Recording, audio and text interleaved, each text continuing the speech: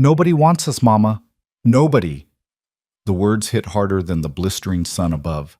Mara Collins stood frozen on that desolate road, her 6 children wilting behind her like flowers in a drought. 3 towns had turned them away. 3 towns had looked at her ragged family and slammed doors in their faces. Her youngest daughter's tears cut through the dust, and Mara felt her knees buckle. This was it, the moment she'd fought against for months, the moment she had nothing left. But if you think this is where their story ends, you're wrong. Because sometimes, when the whole world says no, one person's yes changes everything. Stay with me until the end of this journey. Hit that like button and comment what city you're watching from. I want to see how far this story travels. The heat was a living thing. It pressed down on Mara Collins like a hand pushing her into the earth, relentless and cruel. The road stretched endlessly in both directions, a ribbon of packed dirt and broken dreams winding through the Oklahoma countryside. Dust devils danced in the distance, mocking her with their freedom of movement while her own feet felt bolted to the ground. Behind her 6 pairs of eyes watched and waited. Thomas, her oldest at 14, had his arm around 10-year-old Samuel, who swayed on his feet. The twins, Michael and Matthew, sat in the dirt, too exhausted even to swat at the flies buzzing around their sunburned faces. Lily, only 8 years old, clutched the tattered remains of a cloth doll. And then there was Grace. Sweet, gentle Grace, just 6 years old with tears streaming down her dirt-streaked cheeks. "Mama," Grace whispered, her voice cracking, "I'm so thirsty." Mara turned to look at her youngest daughter, and the sight nearly broke her. Grace's lips were cracked and bleeding. Her blonde hair, once the color of summer wheat, hung limp and gray with dust. The child's eyes, those beautiful blue eyes that used to sparkle with laughter, were hollow now, emptied out by weeks of rejection and wandering. "I know, baby, I know." Mara's voice came out as barely more than a rasp. The canteen at her hip had been empty since yesterday morning. Just a little further. It was a lie. She'd been telling that lie for 3 days now. Thomas stepped forward, his young face aged beyond its years by responsibility he should never have had to carry. "Ma, there's nothing further. We passed the last farmhouse 2 hours ago. There's nothing out here but—" "Don't!" Mara held up a hand, cutting him off. She couldn't hear it, couldn't hear the truth spoken aloud, not when it would shatter the last fragile thread of hope she was clinging to. "Don't say it, Thomas. Please."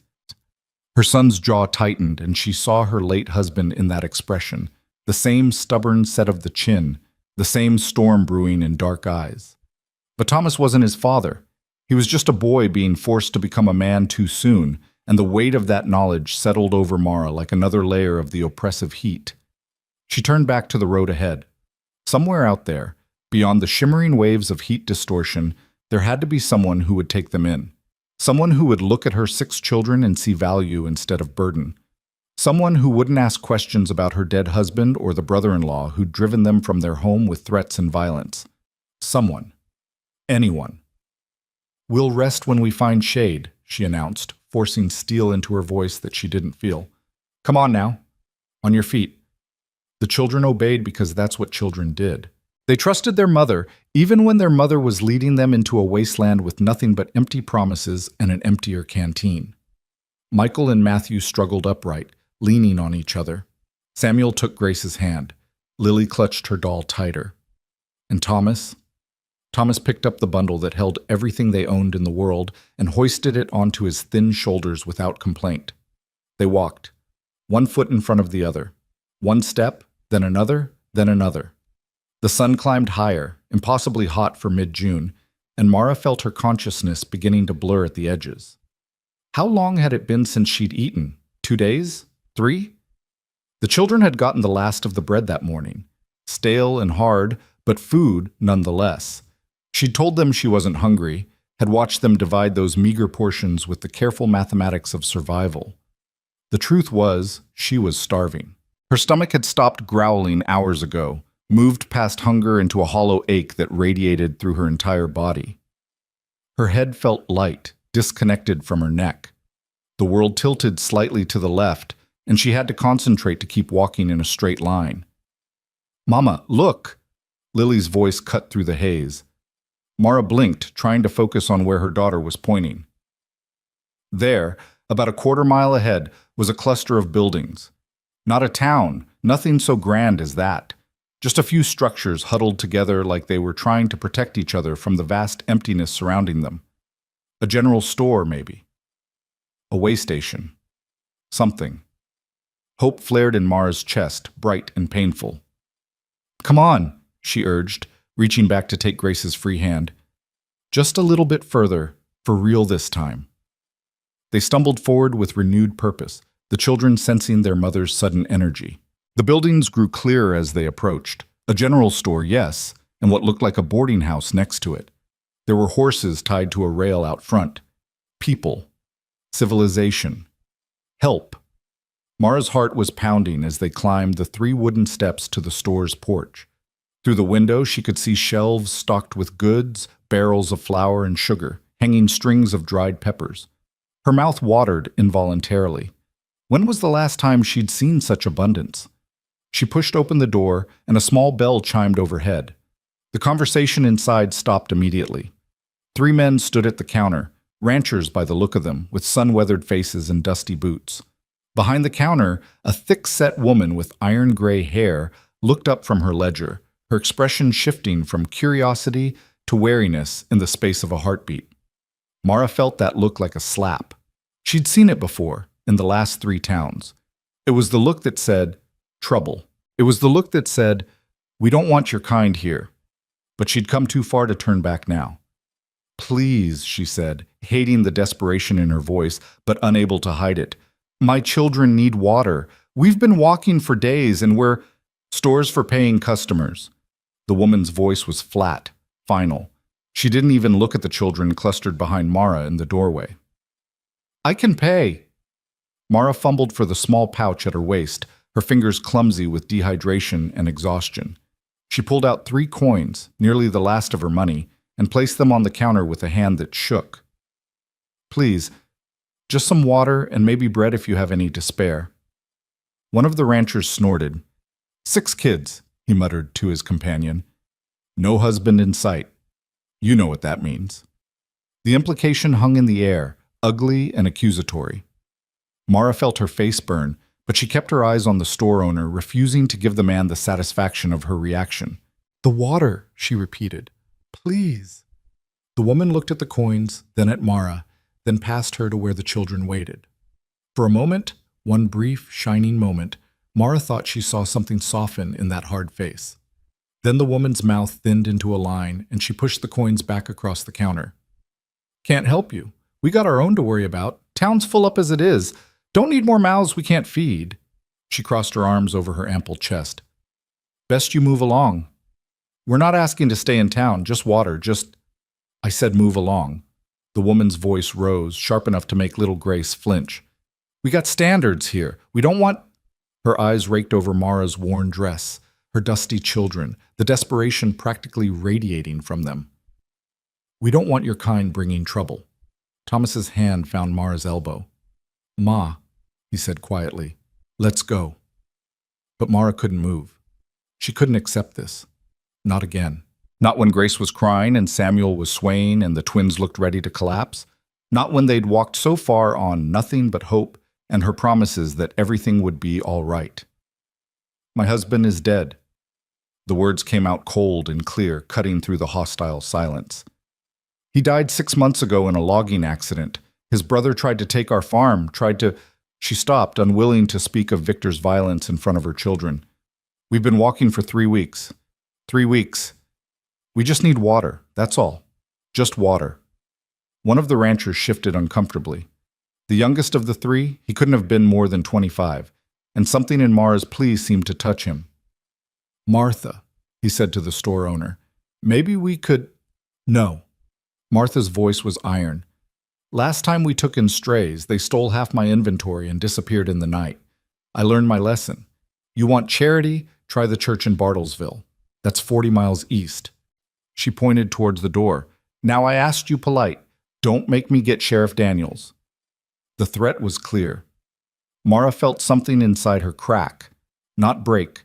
Not yet. But crack. She scooped up her coins with shaking fingers and backed toward the door, her children parting to let her through. They stumbled out into the brutal sunlight, and the door slammed behind them with a finality that echoed in Mara's bones. "Mama?" Grace's voice was so small, so broken. "Why doesn't anyone want us?" Mara opened her mouth to answer, but no words came out. What could she say? How could she explain to a 6-year-old that the world was cruel and cold, that people looked at them and saw only liability, only burden? How could she explain that her own failure to protect them had brought them to this desperate moment? She couldn't. So she did the only thing she could do. She kept walking. They left the cluster of buildings behind, headed back into the emptiness. The road stretched on, endless and unforgiving. Mara's vision swam. Her legs felt like they belonged to someone else, moving without her conscious command. One step, another, another. Behind her, she heard Michael start to cry, quiet, hopeless sobs that he tried to muffle. Matthew joined him, then Lily. Even Thomas, her strong, stoic Thomas, made a sound like a wounded animal. And Grace, sweet Grace with her constant questions and her unshakable faith in her mother. Grace who believed that Mama could fix anything, could make everything all right. Grace who was now sobbing like her heart was breaking. "Nobody wants us, Mama," she wailed, the words torn from her small chest. "Nobody wants Mama and us. Nobody, nobody, nobody." Mara's legs gave out. She didn't decide to fall. One moment she was walking, and the next the ground was rushing up to meet her. She hit the dirt hard, tasting blood where she'd bitten her tongue. The world spun sickeningly. She tried to push herself up, but her arms wouldn't cooperate. This was it. This was how it ended. Not with violence or drama, but with simple exhaustion in the middle of nowhere, under a sun that didn't care if they lived or died. "Ma!" Thomas was beside her, his hands on her shoulders. "Ma, get up. Please get up." "Can't," she whispered. The word felt like defeat, final and absolute. "I can't, Thomas. I can't anymore." The children gathered around her, a circle of frightened faces and tear-stained cheeks. Lily pressed her doll into Mara's hand as if the toy could somehow transfer strength. Samuel was praying under his breath, words Mara couldn't quite make out. The twins clutched each other, and Grace. Grace knelt in the dust beside her mother and laid her small hand on Mara's cheek. "It's okay, Mama," she said through her tears. "You can rest now. We'll wait with you." The word shattered something in Mara's chest. They would wait with her. Her children would sit here in the burning sun and wait while she failed them one final time. They would wait, and eventually they would fall too, one by one, because she hadn't been strong enough, hadn't been smart enough, hadn't been enough. She closed her eyes against the tears that wanted to fall. She was so tired. So very, very tired. "Then I want you all." The voice came from somewhere above her, male and unfamiliar. Mara's eyes snapped open, but the sun was directly overhead, turning the figure standing over her into nothing but a dark silhouette against the blinding light. "What?" The word came out as a croak. The figure moved, blocking the sun, and Mara could finally see him. A man, tall and lean, probably in his mid-30s, with dark hair and eyes the color of creek water after a storm. He wore the practical clothes of a rancher, and he was holding out a canteen with condensation beading on its metal surface. "Water," he said simply. "Drink." Mara stared at the canteen like it might disappear if she reached for it. Some kind of mirage, a hallucination brought on by heat and desperation. But then Grace was taking it from the man's hand, her small fingers wrapping around the metal. "Is it real?" Grace whispered. The man's weathered face softened. "Real as rain, little one. Go on." Grace drank, and the sound of her swallowing was the most beautiful thing Mara had ever heard. Then the canteen was being passed to Samuel, to the twins, to Lily, to Thomas. Finally it came back to Mara. The water was cool and clean, tasting faintly of metal and minerals. It hit her stomach like a shock, and for a moment she thought she might be sick. But then her body remembered what it was supposed to do with water, and she drank deep, feeling life seep back into her limbs. When she lowered the canteen, the man was still standing there, watching her with an expression she couldn't quite read. "Thank you," she managed. "Thank you so much. We can pay—" She reached for her coins again, but he waved her off. "Keep your money." He glanced at the children, then back at Mara. Heard what happened in town. Martha Jensen's got a hard heart and a long memory. Don't take it personal. How did you... Was in the store. Back room, getting supplies loaded. He gestured toward a wagon parked a little ways down the road, hitched to two sturdy horses. Heard the whole thing. Shame washed over Mara, hot and bitter. He'd heard her begging, heard her desperation, heard Martha Jensen's rejection and her children's tears. We'll be on our way, she said, struggling to her feet. Thomas moved to help her, but she waved him off, needing to do this herself. Thank you for the water. We won't trouble you further. Where exactly are you planning to go? The question stopped her. Where were they going? She'd been heading east, vaguely toward Bartlesville because Martha had mentioned it, but 40 miles might as well have been 400 in their condition. We'll figure something out, she said, lifting her chin. We always do. It was another lie, but pride was all she had left. The man studied her for a long moment, and Mara had the uncomfortable feeling that he could see right through her bravado to the terrified, exhausted woman underneath. Finally, he spoke. My name's Jonah Mercer. I've got a ranch about 5 miles north of here. He nodded toward the horizon. It's not fancy, but there's shelter, food, and all the water you can drink. You and your children are welcome to rest there. No strings, no expectations, just a place to recover before you move on. Mara's first instinct was to refuse. She'd learned the hard way that nothing in this world came without strings. Men who offered help always wanted something in return. Her labor, her body, her children's servitude. Victor had taught her that lesson with his fists and his threats, but Grace was looking up at this Jonah Mercer with hope rekindled in her blue eyes. Thomas was watching Mara carefully, waiting to follow her lead, but clearly wanting to accept. The twins had stopped crying. Samuel was already standing straighter, as if the mere promise of food and shelter had given him new strength. Why? Mara asked bluntly. Why would you help us? Jonah Mercer was quiet for a moment, his gray-green eyes distant. Because someone should have helped me once and didn't. Because those children don't deserve to suffer for circumstances beyond their control. Because, he paused, choosing his words carefully. Because I heard your little girl crying that nobody wanted you, and I figured someone ought to prove her wrong.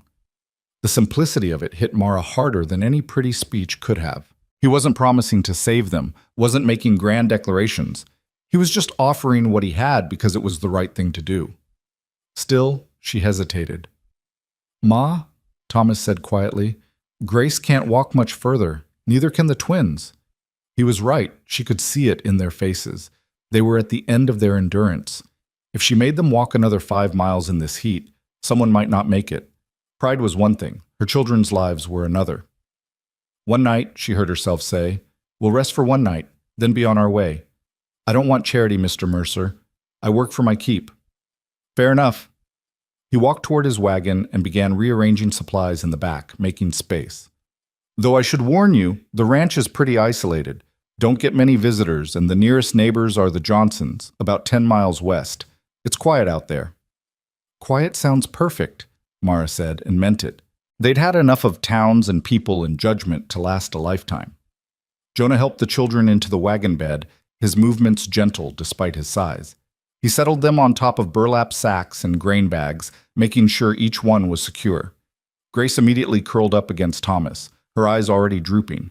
The twins sprawled out, too tired to even sit upright. Lily clutched her doll and leaned against Samuel, who put his arm around his little sister protectively. When Jonah turned to help Mara up to the wagon seat, she saw the calluses on his hands, the scars that marked years of hard work. These were working hands, honest hands. Something in her chest loosened slightly. She climbed up beside him, every muscle in her body screaming protest. The wagon seat was hard wood, but it felt like a throne after days of walking. Jonah clicked his tongue, and the horses started forward with a gentle lurch. They rode in silence for a while. The only sounds, the creak of wheels, the plod of hooves, and the whisper of wind through dry grass. Mara kept glancing back at her children, making sure they were all still there, still breathing, still real. Each time she found them exactly where they should be, and each time the knot in her chest loosened a little more. How old are they? Jonah's question was casual, conversational, not prying, just making talk. Thomas is 14, Samuel's 10. The twins, Michael and Matthew, are 9. Lily just turned 8 last month, and Grace is 6. Mara's voice softened on her youngest daughter's name. She's the baby. That's a good-sized family. There was no judgment in the observation, which was unusual enough that Mara found herself relaxing slightly. My husband wanted a big family, said a house full of children was a house full of joy. Her throat tightened. He died before he got to see how much joy they really brought. I'm sorry. 2 simple words, but Jonah said them like he meant them. Not perfunctory condolence, but genuine sympathy from someone who understood loss. Logging accident, Mara heard herself say. She didn't know why she was telling him this, maybe because he'd shared his water and his wagon without asking for her life story first, which made her want to give it freely. Tree fell wrong. He died instantly. They said he didn't suffer, but I don't know if that's true or if they just said it to make me feel better. Probably both. Jonah kept his eyes on the road ahead. People want to comfort the living, but they don't always have the right words, so they say what they hope is true. Mara nodded. That felt right. True. After James died, his brother Victor showed up, said the farm was family property, said it should go to him since James was gone. The words tasted bitter, but she forced them out. He wanted me to marry him, said it was the only proper solution. When I refused, she touched her ribs unconsciously, remembering the bruises. He made it clear that proper didn't matter to him one way or another. Jonah's hands tightened on the reins, his knuckles going white, but he didn't interrupt. So we left, packed what we could carry, and left in the middle of the night. I thought someone would take us in, thought people would see a woman with children who needed help, and she laughed, a harsh sound. I was naive. Not naive, Jonah said quietly. Just decent. You expected people to be decent because that's what you would be. That's not naive. That's human.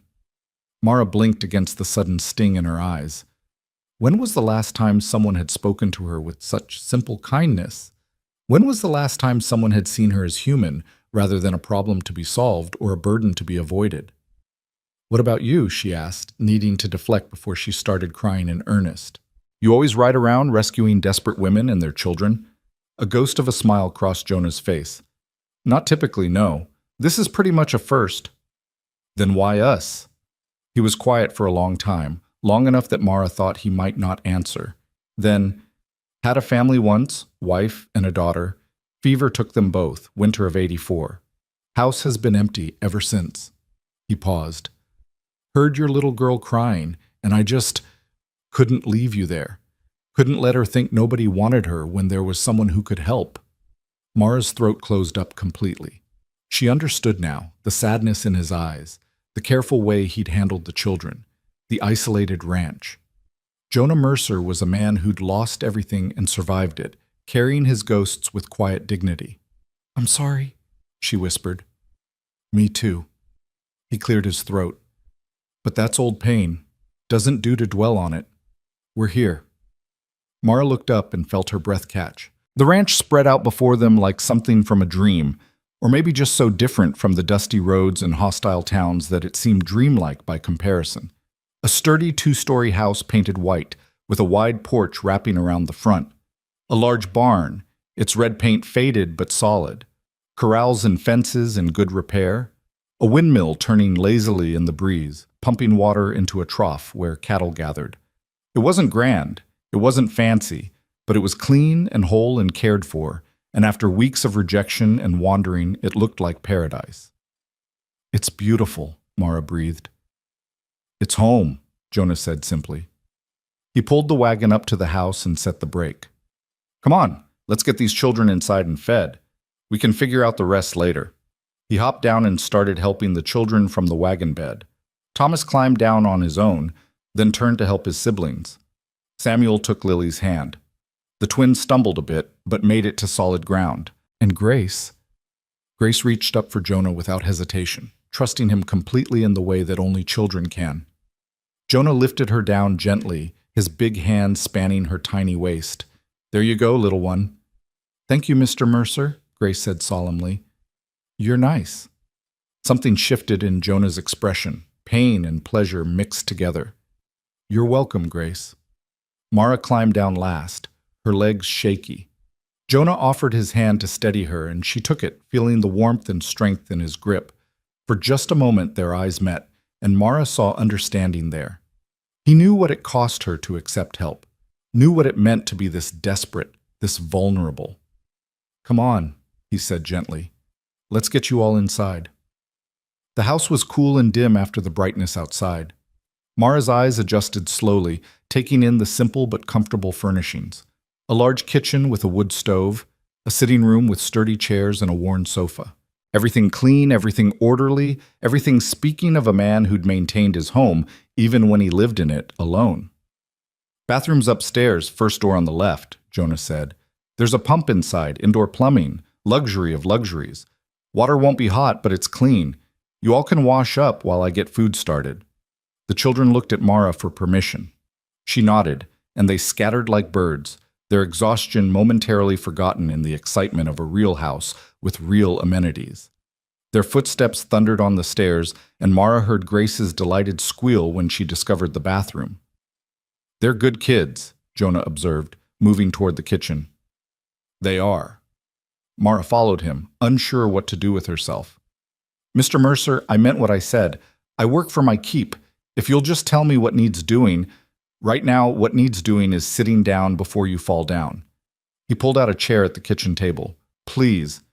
Mara wanted to argue, but her body had other ideas.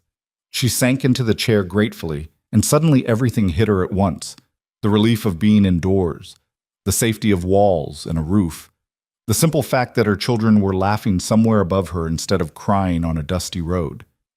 She put her head in her hands and tried very hard not to fall apart. She heard Jonah moving around the kitchen, the clink of dishes, the scrape of a pot. He was humming something under his breath, a tune she didn't recognize but soothing nonetheless. The normalcy of it was almost too much to bear. Here. She looked up to find him setting a glass of water and a plate with bread and cheese in front of her. Simple food, but her stomach growled at the sight of it. Eat, Jonah said. You can't take care of them if you don't take care of yourself first. It was such a practical observation, so matter-of-fact, that Mara found herself obeying. The bread was fresh, the cheese sharp and good. She ate slowly, making herself chew and swallow properly, despite her body's urge to wolf it down. Jonah worked at the stove, and gradually the kitchen filled with the smell of cooking, beans and salt pork, cornbread, something that might have been stew. Mara's mouth watered. When was the last time she'd had a hot meal? The children came back downstairs, their faces scrubbed clean, revealing how thin they'd become. But they were smiling, actually smiling, and that was worth more than anything. Dinner will be ready in about 20 minutes, Jonah announced. Thomas, you want to help me set the table? Thomas straightened up, clearly pleased to be asked. Yes, sir. They worked together, man and boy, and Mara watched them with an ache in her chest. James used to involve Thomas in everything, teaching him ranch work and carpentry, treating him like a partner instead of a child. Thomas had lost that when his father died, and she could see how hungry he was for male guidance now. Grace climbed into Mara's lap, something she hadn't done in weeks. Mama, she whispered, is this real? Are we really going to stay here? Just for tonight, baby, Mara whispered back. Just to rest. But Mr. Mercer is nice, and there's so much room. Maybe... Grace. Mara's voice was gentle but firm. We can't stay. This is Mr. Mercer's home. We're just visiting. Grace's face fell, but she nodded against Mara's shoulder. Mara held her tight, breathing in the scent of her daughter's hair. Clean now, thank goodness. Clean and safe and fed. Just for tonight, she told herself. Tomorrow they would move on. They had to. Because accepting more than one night's charity would mean admitting just how desperate they really were. Would mean owing a debt she couldn't repay. Would mean trusting someone again, and Mara didn't know if she had that kind of trust left in her. But tonight her children would sleep in beds instead of on hard ground. Tonight they would have full bellies and clean faces. Tonight they would be safe. And for now, for this one precious moment, that would have to be enough. Dinner that first night was a quiet affair, broken only by the soft clink of spoons against bowls and the occasional murmur of appreciation from the children. Mara watched them eat with an intensity that bordered on pain, watched them savor every bite of beans and cornbread, watched them drink glass after glass of cool water, watched the color slowly return to their faces. Jonah sat at the head of the table, his own plate barely touched as he observed his unexpected guests. He'd set out 8 places, and the sight of that long table filled with people seemed to affect him in ways he tried to hide. His hands would pause mid-motion, his eyes would go distant, and Mara wondered what ghosts he was seeing in the spaces between them. "Mr. Mercer," Samuel said suddenly, breaking the silence, "this is the best food I've ever had." A small smile tugged at Jonah's mouth. "It's just beans and cornbread, son. Still the best." Samuel's earnest face was so serious that even Thomas cracked a smile. "Well then, I'm glad you're enjoying it." Jonah's voice was gruff, but Mara heard the pleasure beneath it. "There's plenty more if anyone wants seconds."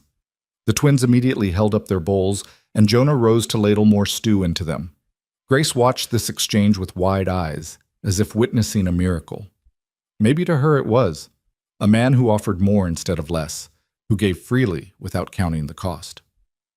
After dinner, Jonah showed them upstairs to the bedrooms.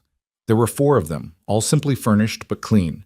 The beds had real mattresses, real pillows, quilts that looked hand-stitched and well cared for.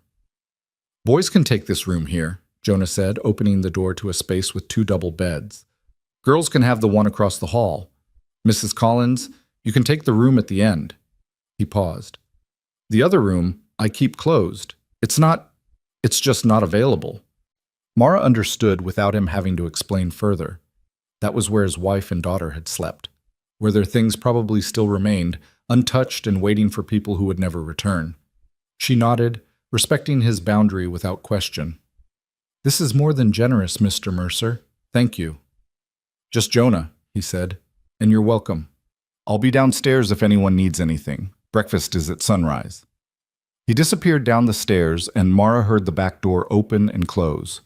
Through the window, she could see him walking toward the barn, his shoulders set in a way that spoke of a man seeking solitude to process his thoughts.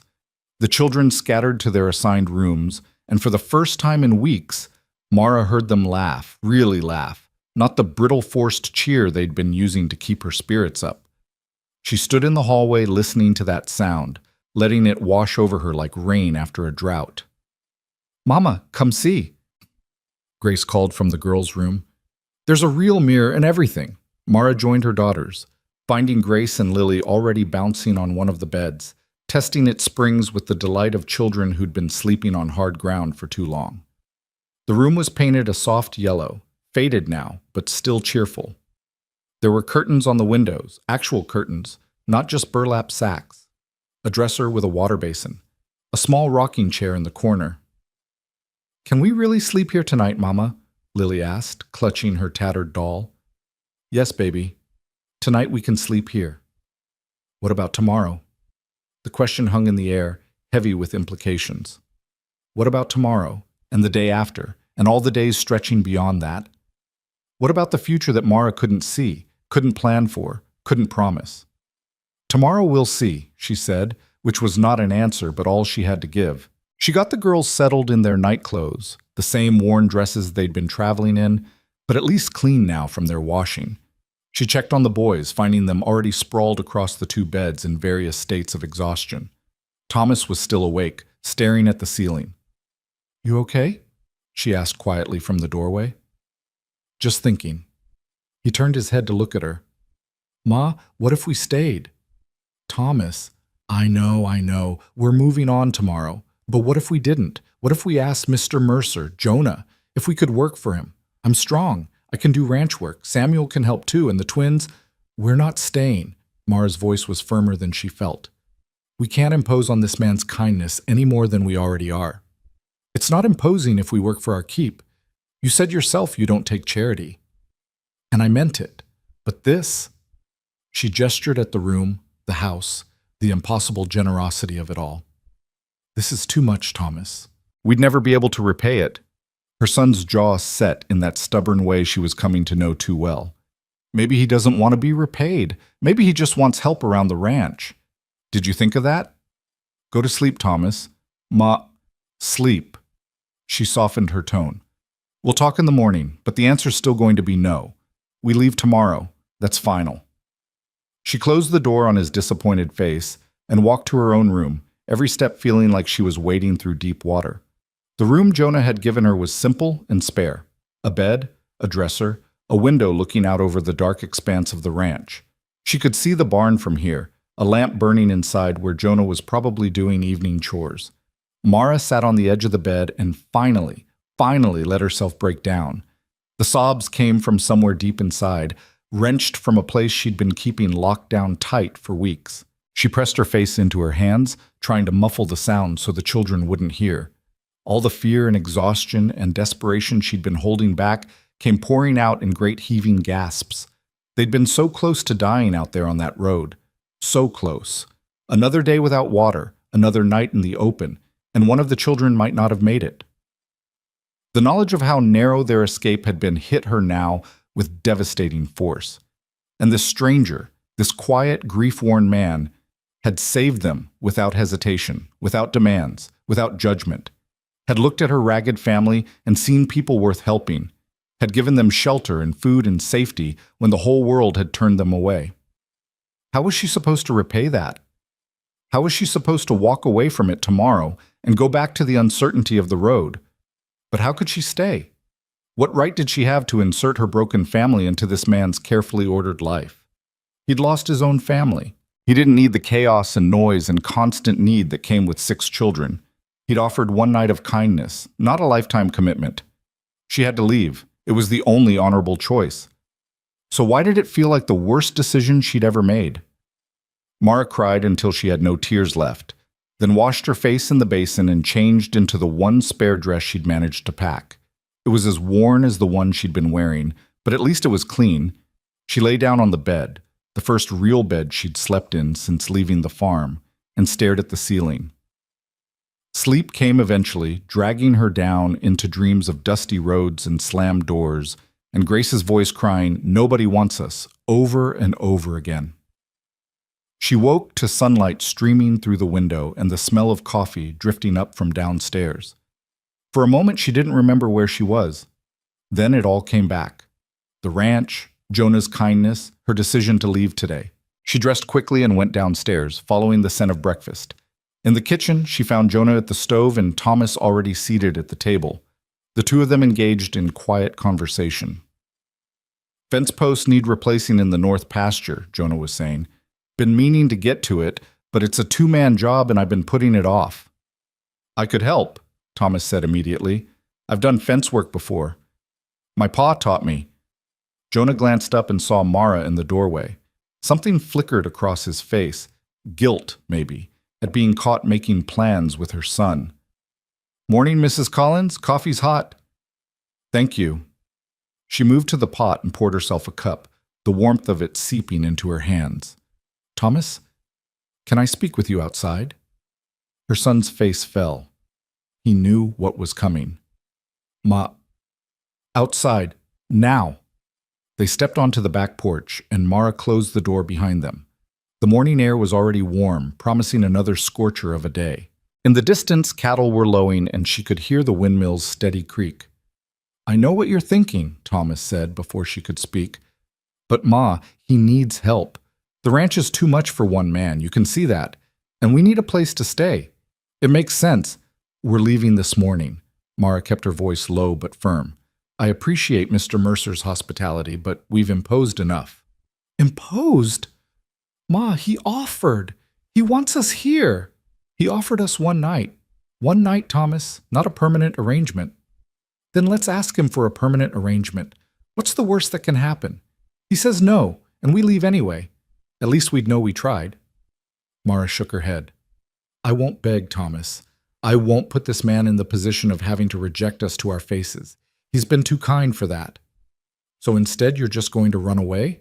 Thomas's voice rose, frustration bleeding through. "We finally find someone decent, someone who might actually help us, and you're too proud to even ask?" "Watch your tone." "No." Thomas stood his ground, and Mara was struck again by how much he'd grown, how much like his father he looked when angry. No, Ma, I'm tired of watching you make decisions based on pride instead of what's best for us. We're starving. We're homeless. Grace cried herself to sleep last night because she knows we're leaving today. And for what? So you can feel like you didn't accept charity? The words hit like physical blows. You don't understand. I understand that we almost died out there. I understand that the twins are so thin I can count their ribs. I understand that you fainted yesterday because you gave us all the food and kept none for yourself. Thomas's eyes were wet now, but his voice stayed steady. I understand that you're scared, Ma. I am too. But sometimes being scared isn't a good enough reason to run. Mara opened her mouth to argue, but no words came. Because he was right. She was scared, terrified, actually, of owing someone, of being vulnerable, of trusting again. Victor had beaten the ability to trust right out of her, and the weeks of rejection that followed had only reinforced the lesson. But Thomas was also right that fear wasn't a good enough reason to put her children back on that road. The door opened behind them, and Jonah stepped out. He looked between mother and son, clearly reading the tension in the air. I don't mean to interrupt, but breakfast is getting cold. And Mrs. Collins, there's something I'd like to discuss with you. Of course. Mara's voice came out strained. Thomas, go inside and get your siblings ready to leave. Ma? Go. Thomas went, but the look he gave her was pure betrayal. Mara felt it like a knife between her ribs. She and Jonah stood on the porch in silence for a moment. Finally, he spoke. I'm not good at talking around things, so I'm just going to be direct. I'd like you and your children to stay on at the ranch. Not as guests, as workers. He held up a hand before she could protest. Hear me out. This place is too much for one man to run properly. I need help, real help, not charity. Thomas is old enough to do real ranch work, and I saw how he handled himself yesterday. He's got a good head on his shoulders. The younger children can help with smaller tasks, feeding chickens, collecting eggs, things like that. And you, he paused, you strike me as someone who knows how to run a household. Cook, clean, mend, all of it. I've been living like a bachelor for 4 years, and it shows. Mara stared at him. You're offering us work. I'm offering you a fair exchange. You work, I provide room and board, and a small wage on top of that if you're willing. Nothing fancy, but enough to start saving for whatever comes next. Why? The question burst out of her. Why would you do this? You don't know us. We could be thieves, liars, anything. Jonah's gray-green eyes held hers steadily. Could be. But I don't think you are. I think you're a woman who's had a run of bad luck and is trying to do right by her children. I think you're proud and stubborn and scared to death of accepting help. And I think... He looked out over his ranch, his expression distant. I think this house has been too quiet for too long. I think maybe we both need this. I can't promise how long we'll stay. I'm not asking for promises. I'm asking for honest work for honest pay. You stay as long as it works for both of us. The day it doesn't, you're free to go. No hard feelings, no obligations. It was too good to be true. Had to be. Nothing in Mara's recent experience had prepared her for this kind of straightforward kindness.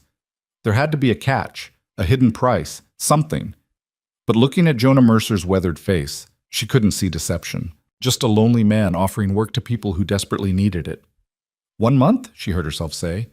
We'll try it for 1 month. If it's not working out for either of us, we part ways. Fair? Fair. Jonah extended his hand and Mara shook it. His grip was firm, calloused, honest. The handshake of a man who kept his word. They went back inside to find all 6 children seated at the table, clearly having been listening at the door. Grace's face was alight with hope, while Thomas tried to hide his relief behind a mask of teenage indifference. We're staying, Mara announced, for 1 month. We'll be working for Mr. Mercer, Jonah, to earn our keep. That means everyone pulls their weight. No complaining, no slacking. We're not guests here. We're workers, understood? A chorus of yes, ma'am, answered her, and Grace actually squealed with delight. Good. Now eat your breakfast before it gets cold. The meal was a louder affair than the night before, the children's excitement bubbling over into chatter and laughter. Jonah watched them with an expression that was equal parts bemused and melancholy, and Mara wondered what he was thinking. Did he regret his offer already? Was the noise and chaos of 6 children too much after 4 years of solitude? But he caught her looking and gave her a small nod, as if to say it was all right, as if to say he'd meant what he said. After breakfast, Jonah laid out the work assignments. Thomas would help him with the fence repairs in the north pasture. Samuel would learn how to care for the horses, feeding, grooming, mucking stalls. The twins would be on chicken duty, collecting eggs and making sure the birds were fed and watered. Lily would help in the vegetable garden, which had been sadly neglected, and Grace, being the youngest, would help her mother with household chores. "What about you?" Jonah asked Mara. "You feel up to tackling the house?" "I'll be honest, I've let things slide. The kitchen's functional, but the rest—" He shrugged apologetically. "I can handle it."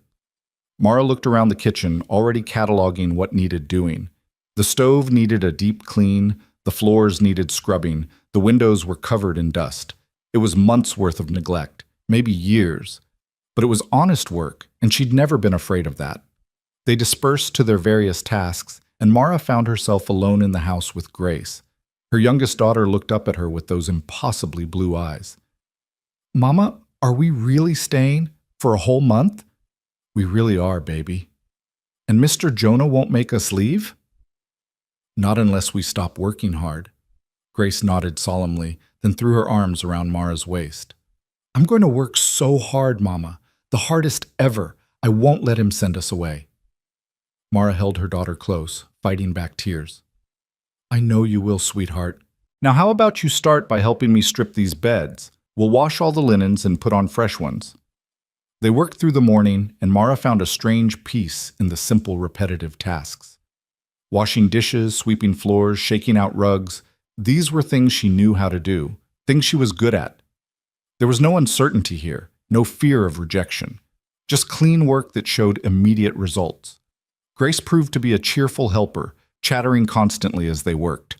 She told Mara about the bathroom upstairs, about the miracle of indoor plumbing, about how Lily had found a whole family of mice living in the barn and wanted to keep them as pets.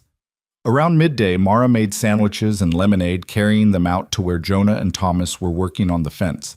She found them deep in conversation, Thomas holding posts steady while Jonah hammered. Her son's face was red from exertion, his shirt soaked with sweat, but he was smiling. "Lunch!" she called out, and both males looked up gratefully. They sat in the shade of an old oak tree, and Mara watched as Thomas and Jonah fell easily back into their discussion about the best way to string barbed wire. Her son was soaking up Jonah's knowledge like a sponge, asking question after question, and Jonah answered each one with patience. "Your boy's a natural," Jonah said to her at one point. "Got good instincts for the work." Thomas beamed at the praise, and Mara felt her heart squeeze. This was what he'd been missing, a man's guidance, a father's approval. James had been gone 6 months, but the hole he'd left was still raw and gaping. "He had a good teacher," she said quietly. "His father was a good man." "I can tell." Jonah's eyes held understanding. "The boy honors his memory with the way he works." After lunch, Mara returned to the house and tackled the sitting room. She found photographs on the mantel, a young woman with kind eyes and dark hair, a little girl maybe Grace's age with the same smile. Jonah's lost family. Mara dusted the frames carefully, respectfully, and set them back in their places. This was what grief looked like, she thought. Not the wild, raw pain she'd felt in the first weeks after James died, but this quiet, steady ache. The daily choice to keep their memory alive while still moving forward. By the time the sun started its descent toward the horizon, Mara had cleaned the entire downstairs and started on the upstairs hallway. Grace had tired out and fallen asleep on the freshly made bed in the girls' room. The house smelled of lemon oil and soap, and light streamed through newly washed windows. She heard voices outside and looked out to see her children gathered around Jonah by the barn. He was showing them something, she couldn't quite see what, and they were all leaning in with rapt attention. Even Thomas, who'd been trying so hard to seem grown-up lately, looked like the boy he still was. Samuel must have said something funny because Jonah threw his head back and laughed, a real, genuine laugh that transformed his usually serious face. The children laughed too, and the sound carried across the yard like music. Mara leaned against the window frame, watching. One day, she told herself. They'd been here one day, and already the children looked different, lighter somehow, as if the constant weight of fear and hunger had begun to lift from their small shoulders. Was it really so wrong to want this for them? Was it pride or wisdom that made her want to run? She didn't have answers, but for the first time in a long time, she had hope. And maybe that was enough for now. Dinner that night was a lively affair. The children talked over each other, sharing stories from their day.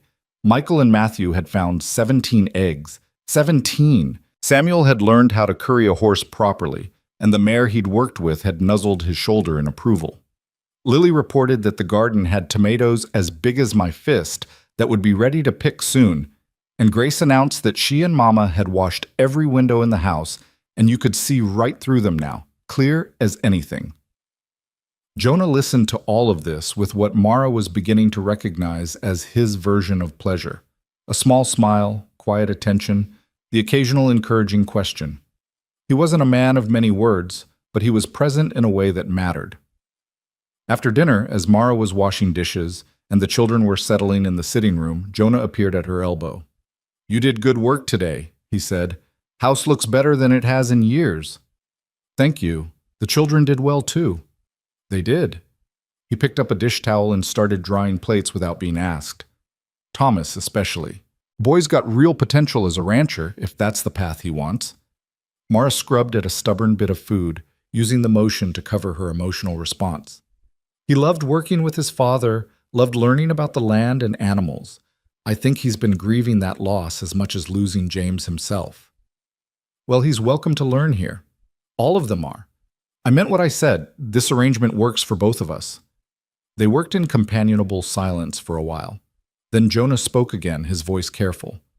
"I know you said 1 month, and I'll hold to that if that's what you need, but Mrs. Collins, Mara, I want you to know that if it works out, there's no end date on the offer. You and yours can stay as long as you want, as long as you need." Mara's hands stilled in the wash water. "That's generous. Maybe too generous. It's not generosity, it's practicality. I need help. You need a home seems like a fair trade to me. And if the children get too loud, too chaotic, if you decide quiet was better after all, then I'll tell you, honest, no games, no hints. I'll speak plain, and I expect you to do the same." He set down the dish he'd been drying and looked at her directly. "I know you've been burned, know you've got reason not to trust, but I'm asking you to try. Give this a real chance, not just a month to see if I'll turn mean or demand something you can't give. Give it a real chance." Mara met his eyes and saw nothing but sincerity there. This man who'd lost everything and somehow still had enough heart left to open his home to strangers. This man who asked for nothing but honest work and gave everything in return. "I'll try," she whispered. "I promise, I'll try. That's all I'm asking." He picked up another dish. "Now tell me what supplies you need for the house. I'll make a run into town tomorrow, and I want to make sure you've got what you need." They made a list together. Flour, sugar, fabric for new curtains, seeds for the garden, oil for the lamps. Normal domestic things. The kinds of things that built a life rather than just survived one. Later, after the children were in bed and the house had settled into quiet, Mara stood on the back porch and looked up at the stars. They were so bright out here, away from any town lights. Thousands of them scattered across the black sky like spilled salt. The back door opened and Jonah joined her carrying 2 cups of coffee. He handed her one without a word, and they stood together in the darkness, drinking and listening to the night sounds. Crickets chirping, cattle settling, the wind whispering through the grass. "It's peaceful here," Mara said finally. "It is. Took me a while to appreciate it after I lost them. For a long time the quiet just felt empty, but eventually I came to value it. The peace." He paused. "Though I'll admit, hearing children's laughter again today, that was something I didn't know I'd missed. They're good children. They've been through a lot, but they're still good." "They are. You've done well with them, raising them on your own these past months." "I almost didn't." The confession slipped out before Mara could stop it. "Yesterday, when I fell on that road, I thought that was it. I thought I'd finally failed them completely." "But you didn't. You got them here. You kept them safe. You got them here. If you hadn't come along—" "But I did. That's what matters." Jonah's voice was gentle, but firm. "No point dwelling on what might have been. We deal with what is." Mara sipped her coffee, letting the bitter warmth ground her. Why did you really take us in? The truth. Jonah was quiet for a long moment. When he spoke, his voice was rough with old pain. When my wife and daughter got sick, I rode for the doctor. 3 hours there, 3 hours back. By the time I got home with him, they were both gone. And I kept thinking, if someone had helped me sooner, if someone had been there, maybe I could have saved them. Maybe those 6 hours wouldn't have mattered. But no one was there, I was alone, and I lost them. He stopped, composing himself. When I heard your little girl crying that nobody wanted you, I heard my daughter's voice, asking why Daddy couldn't make them better, why no one could help. And I thought, this time, someone's here. This time, I can be the help that should have come. He looked at Mara. So yes, I'm helping you, but you're helping me too, giving me a chance to be the person I needed when I needed them most. Mara's throat tightened with unshed tears. Thank you, she managed, for being honest, for all of it. You're welcome. He drained his coffee cup. Now you should get some sleep. Tomorrow's another work day, and there's plenty to be done. Jonah? She stopped him as he turned to go inside.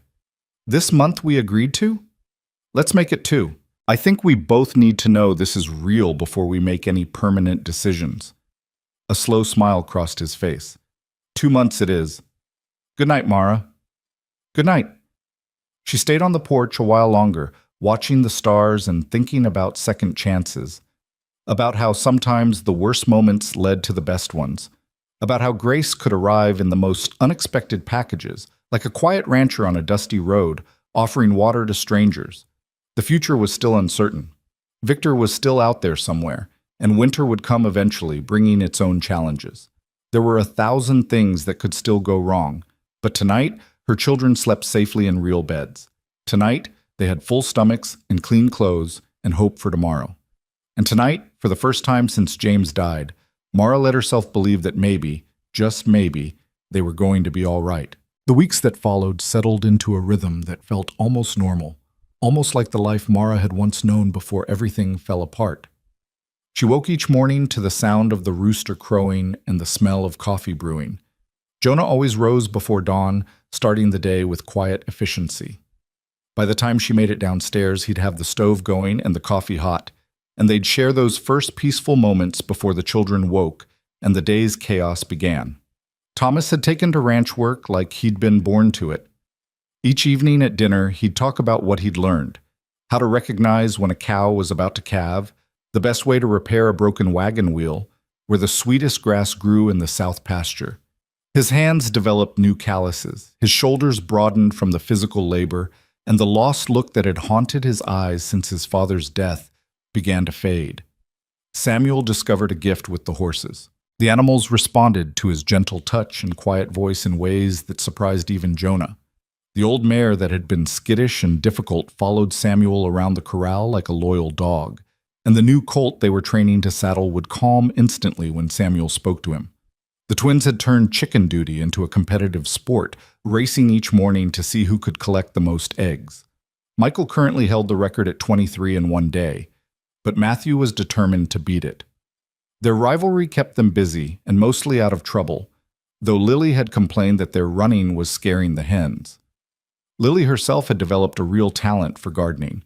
Under Jonah's patient instruction, she learned which plants needed more water, which ones attracted beneficial insects, how to tell when vegetables were ripe for picking. The neglected garden plot had transformed into neat rows of thriving plants, and Mara's pantry was beginning to fill with preserves and pickled vegetables. And Grace, sweet Grace, who'd sobbed that nobody wanted them, had bloomed like a flower after rain. She followed Mara everywhere, learning to cook and clean and mend, but more importantly, she laughed again. Real laughter, the kind that came from deep in her belly and made her whole face light up.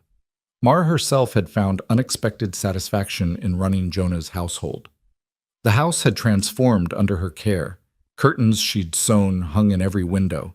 The floors gleamed from daily sweeping and weekly scrubbing. The pantry was organized, the linens were pressed, and meals appeared on the table at regular times. It was the kind of domestic order she'd maintained in her own home with James, and returning to it felt like reclaiming a piece of herself she'd thought lost forever. More surprising was the easy companionship that had developed between her and Jonah. They worked well together, anticipating each other's needs without extensive discussion. When she ran low on firewood, he'd have more chopped and stacked before she had to ask. When he tore his work shirt on barbed wire, she'd have it mended and returned to his room before morning. They'd developed a quiet partnership built on mutual respect and honest work. Sometimes, in the evenings after the children were in bed, they'd sit on the porch together and talk. Not about anything profound, just the small details of daily life. He'd tell her about the new fence line he was planning or the cattle he was thinking of buying. She'd share stories about the children's latest antics or ask his advice about the garden. These conversations were comfortable, unhurried, and Mara found herself looking forward to them more than she wanted to admit. 6 weeks into their stay, on a Thursday afternoon thick with late July heat, everything changed. Mara was in the kitchen making preserves, the air sweet with the scent of cooking strawberries. Grace sat at the table stringing beans, humming tunelessly to herself. Through the open window, Mara could hear the twins arguing good-naturedly about whose turn it was to feed the chickens. The sound of hoofbeats made her look up. A visitor wasn't unusual. Neighboring ranchers occasionally stopped by, or someone from town needing to speak with Jonah. But something about these hoofbeats made the hair on the back of Mara's neck stand up. They were coming fast, purposeful, and there was more than one horse. Grace must have sensed her mother's tension because she stopped humming. "Mama?" "It's all right, baby. Probably just someone looking for Jonah." But Mara was already moving toward the window, wiping her hands on her apron. 3 men on horseback were approaching the house.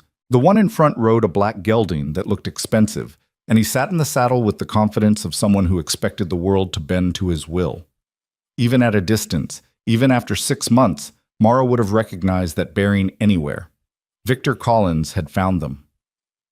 The wooden spoon slipped from her fingers and clattered to the floor. Her heart hammered against her ribs so hard she thought it might break through. This couldn't be happening. Not now. Not when they'd finally found safety, finally found peace. "Grace," she said, proud that her voice came out steady despite the terror flooding her system. "Go upstairs and get your brothers and sisters. Tell them to stay in their rooms no matter what they hear. Understand?" "But Mama, now Grace, quickly!" Her daughter must have heard something in her tone because she dropped the beans and ran for the stairs without further argument. Mara heard her calling for her siblings, heard the thunder of feet as they gathered. She moved to the door and stepped out onto the porch, just as the 3 men dismounted. Victor hadn't changed, still handsome in a cold, sharp way with light brown hair and eyes like chips of ice. He was dressed well, better than a farmer should be able to afford, and Mara knew exactly where that money had come from. Her farm, her livestock, her husband's tools and equipment, all sold off to line Victor's pockets. The 2 men with him were strangers, but they had the look of hired muscle, big, hard-faced men who'd been paid to intimidate. "Well, well," Victor said, his voice smooth as oil. "There you are, Mara. You've led me on quite a chase." "What do you want, Victor?" She stayed on the porch, using the elevation to maintain some small advantage. "Want? I want what's rightfully mine. What you stole when you ran off in the night like a thief." He smiled, but it didn't reach his eyes. "My brother's children? My family's future. You had no right to take them." "They're my children. I had every right." "Did you?" "Interesting interpretation of the law." He pulled a folded paper from his coat pocket. "I have here a legal document, signed by Judge Morrison, granting me guardianship of James's children. You, my dear sister-in-law, have been deemed an unfit mother." The words hit like a physical blow. Mara gripped the porch railing to keep herself upright. That's a lie. No judge would, wouldn't they? An unstable widow dragging 6 children across the countryside with no money and no prospects? Living in sin with a man not her husband? He gestured toward the house, his meaning clear. It wasn't difficult to convince the judge that the children would be better off under proper male supervision. "I'm not living in sin. I work here. We all work here. It's a legitimate arrangement, is it?" Victor's smile widened. "Do you have a written contract? Any formal documentation of this supposed employment? Or did you simply move yourself and your children into a stranger's home and hope no one would ask questions?" Mara's stomach dropped. They didn't have a contract. It had never occurred to either her or Jonah to formalize their arrangement. They'd sealed it with a handshake and honest intentions. never imagining they'd need legal proof. I see from your face that you don't, Victor continued. How convenient. Well, it doesn't matter now. The judge has ruled. The children are coming with me. You can come too, if you'd like. I'm still willing to make you my wife, Mara. Still willing to do the honorable thing. Honorable? The word came out as a snarl. There's nothing honorable about you, Victor Collins. You beat me. You threatened my children. You drove us from our home. Your home. He laughed. It was never your home. It was Collins' family property, and it should have gone to me when my brother died. You had no legal claim to it. I had James's will. A will that mysteriously disappeared in the chaos after his death. Without it, the farm defaulted to the next male heir. That's the law, Mara. I didn't make it. I just followed it. Mara wanted to fly at him, to claw that smug expression off his face. But she forced herself to stay still, to think. Victor had always been clever with words, always able to twist truth into lies, and lies into truth. He'd found some corrupt judge to sign false papers, and now he was here to take everything from her again. Not this time. She wouldn't let him. Couldn't let him. The children aren't going anywhere with you, she said firmly. I don't care what fake documents you've brought. They're staying here. I'm afraid that's not your decision to make. Victor nodded to his two companions, and they started toward the porch. The sound of a rifle being cocked froze everyone in place. That's far enough. Jonah's voice came from the side of the house. He stepped into view holding his Winchester, the weapon trained steadily on Victor's chest. His face was hard, colder than Mara had ever seen it. This is a private matter, Victor said, though some of his confidence had slipped. Between family. This is my property, Jonah countered, and the lady just told you to leave, so I suggest you mount up and ride out before there's trouble. Are you threatening me? I'm informing you. There's a difference. Jonah moved closer, his finger resting lightly on the trigger. Now, I don't know who you are or what your business is with Mrs. Collins, but she's made it clear she wants nothing to do with you. That's good enough for me. Victor's face flushed with anger. I have legal documents. Don't care. This is my land, and I'm telling you to leave it. You can take your papers and your hired thugs and get off my property. Now. For a moment, Mara thought Victor might actually back down. But then his expression hardened, and she saw the calculation in his eyes. He was weighing his options, trying to determine if Jonah would actually shoot. Very well, Victor said finally. We'll leave. But this isn't over, Mara. I'll be back with the sheriff and proper authority. And when I return, you won't have a choice. He swung back into his saddle, his movements sharp with barely controlled rage. Enjoy your temporary freedom. It won't last long. He wheeled his horse around and spurred into a gallop, his two men following close behind. They disappeared down the road in a cloud of dust, and silence fell over the yard. Mara's legs gave out. She sank onto the porch steps, her whole body shaking with reaction. Jonah lowered the rifle and came to sit beside her, not touching, but close enough that she could feel his solid presence. You all right? He asked quietly. No. The word came out as a sob. No, I'm not all right. He found us. He actually found us. Who is he? My brother-in-law, Victor Collins, James's younger brother. The story poured out of her in a rush. The farm, the will that disappeared, Victor's proposal and the violence that followed her rejection, the desperate flight in the middle of the night. All of it, everything she'd been holding back since they arrived. Jonah listened without interrupting, his expression growing grimmer with each detail. When she finished, he was quiet for a long moment. Those papers he had, he said finally. You think they're real? I don't know, maybe. Victor has connections, money. He could have bribed a judge, forged signatures, or the documents could be complete fabrications. There's no way to know without seeing them up close. She looked at Jonah, fear making her voice shake. What if he comes back with the sheriff? What if he really can take them? Then we fight it, legally, properly. But Mara, you need to understand something. If he comes back with law on his side, I can't just shoot him, much as I might want to. I know. Fresh tears spilled down her cheeks. I know, and I can't ask you to risk your ranch, your reputation, fighting my battles. This isn't your problem. Stop. Jonah's voice was firm. You're not going through this alone. Those children have been living under my roof for 6 weeks. I've watched them grow and heal. I'll be damned if I let some snake of a man drag them back into abuse and misery. But if he has legal documents, then we'll get our own legal documents. We'll go to town tomorrow, talk to a real lawyer, find out what our options are. There are good judges in this state, honest ones. We'll find one and present your case properly. Mara wanted to believe him, wanted to trust that the law could protect them. But her experience had taught her that laws were written by men and enforced by men, and men could be bought or bullied or swayed by whoever told the most convincing story. The door opened behind them, and Thomas appeared. His face was pale but determined. "Ma, I heard everything. He's not taking us. I won't let him." "Thomas, I mean it. I'm big enough to fight now, old enough to testify if it comes to that. And I'll tell any judge who'll listen what Uncle Victor did to you, what he said he'd do to us if we didn't cooperate." Mara's heart broke and swelled at the same time. Her boy, trying so hard to be the man of the family. "Baby, this isn't your fight." "Yes, it is. We're a family. We fight together." He looked at Jonah. "Right?" Jonah met the boy's eyes and nodded slowly. "Right. We fight together." The other children had crept downstairs during the conversation, and now they clustered around their mother. Grace climbed into her lap despite being almost too big for it. The twins pressed against her sides. Samuel put his hand on her shoulder. Even Lily, usually so independent, leaned against Thomas for support. "I'm scared, Mama," Grace whispered. "I know, baby. Me too. But we're safe here, right? Mr. Jonah won't let that bad man take us?" Mara looked at Jonah over her daughter's head, and he looked back steadily.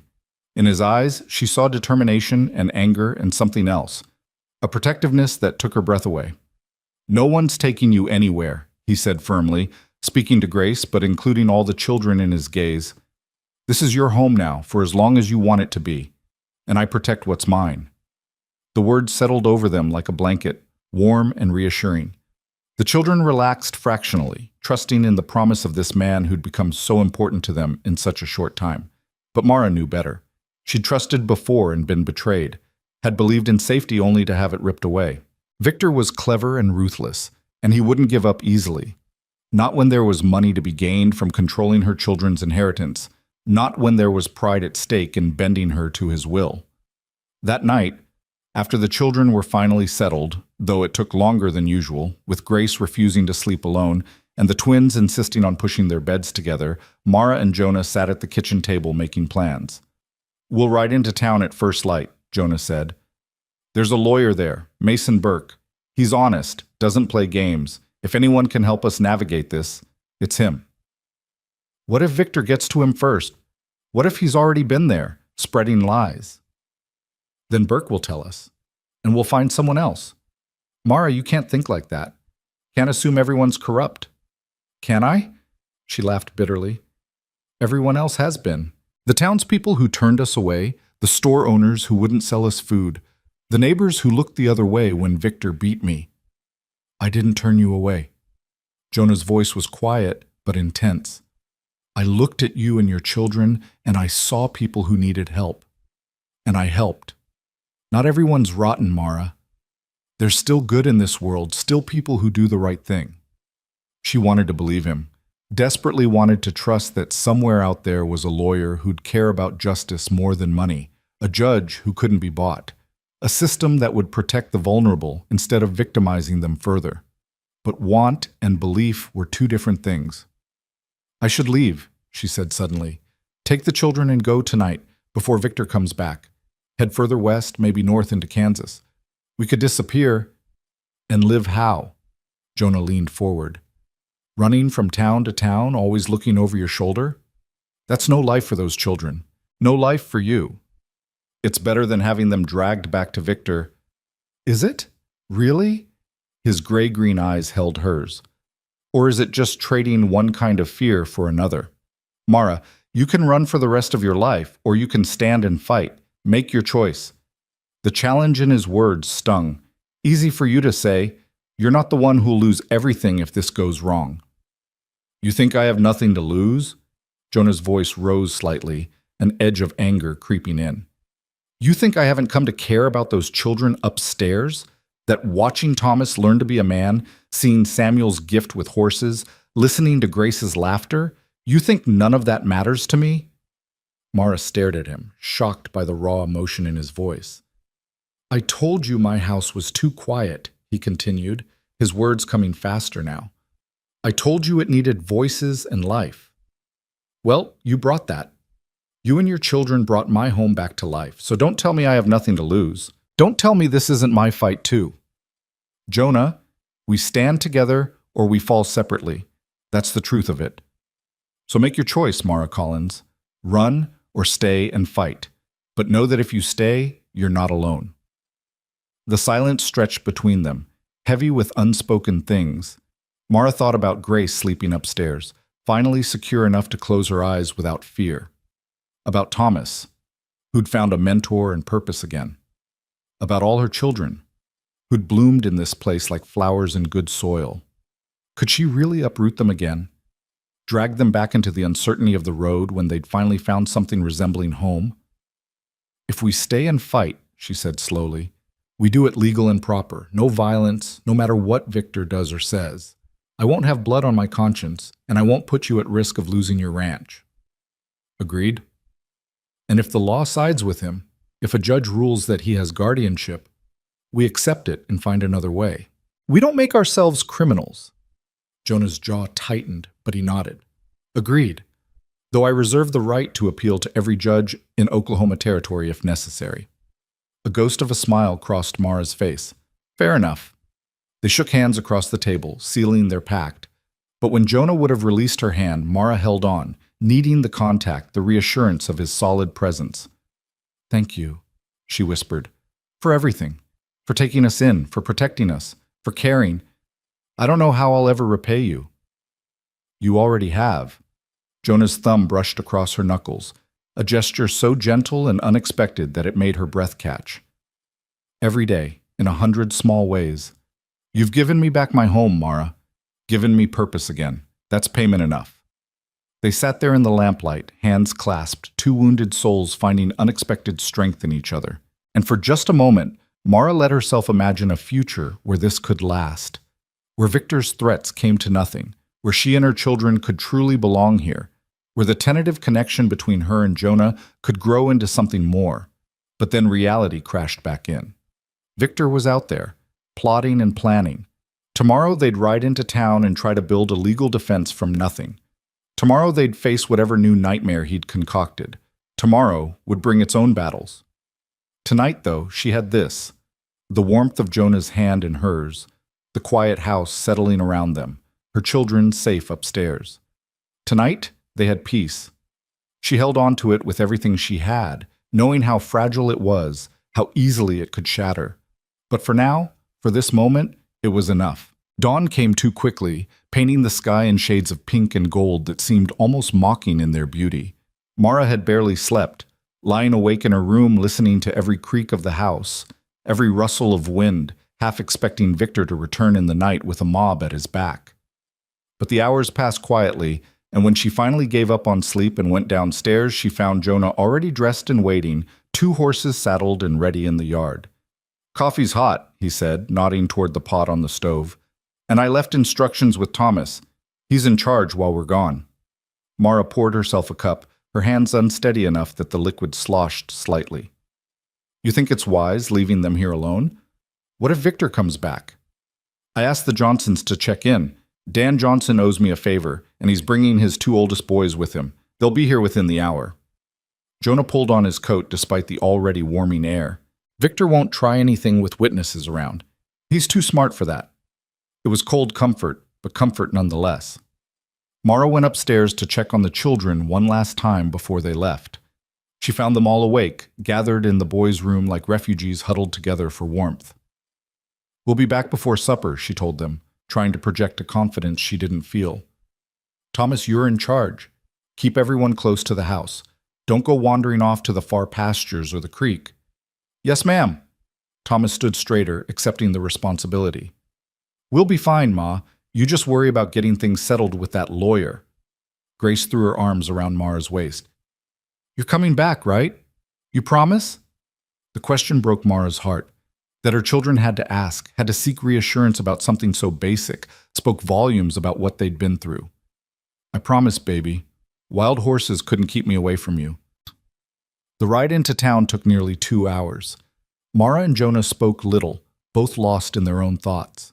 The landscape rolled past, endless grassland punctuated by the occasional farmhouse or windmill, cattle grazing in pastures, hawks circling overhead.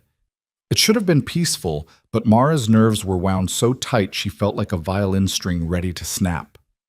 The town of Cooperton was bigger than the last few places Mara had tried, with an actual main street lined with businesses, a bank, a general store, a hotel, and tucked between the land office and a dress shop, the office of Mason Burke, attorney at law.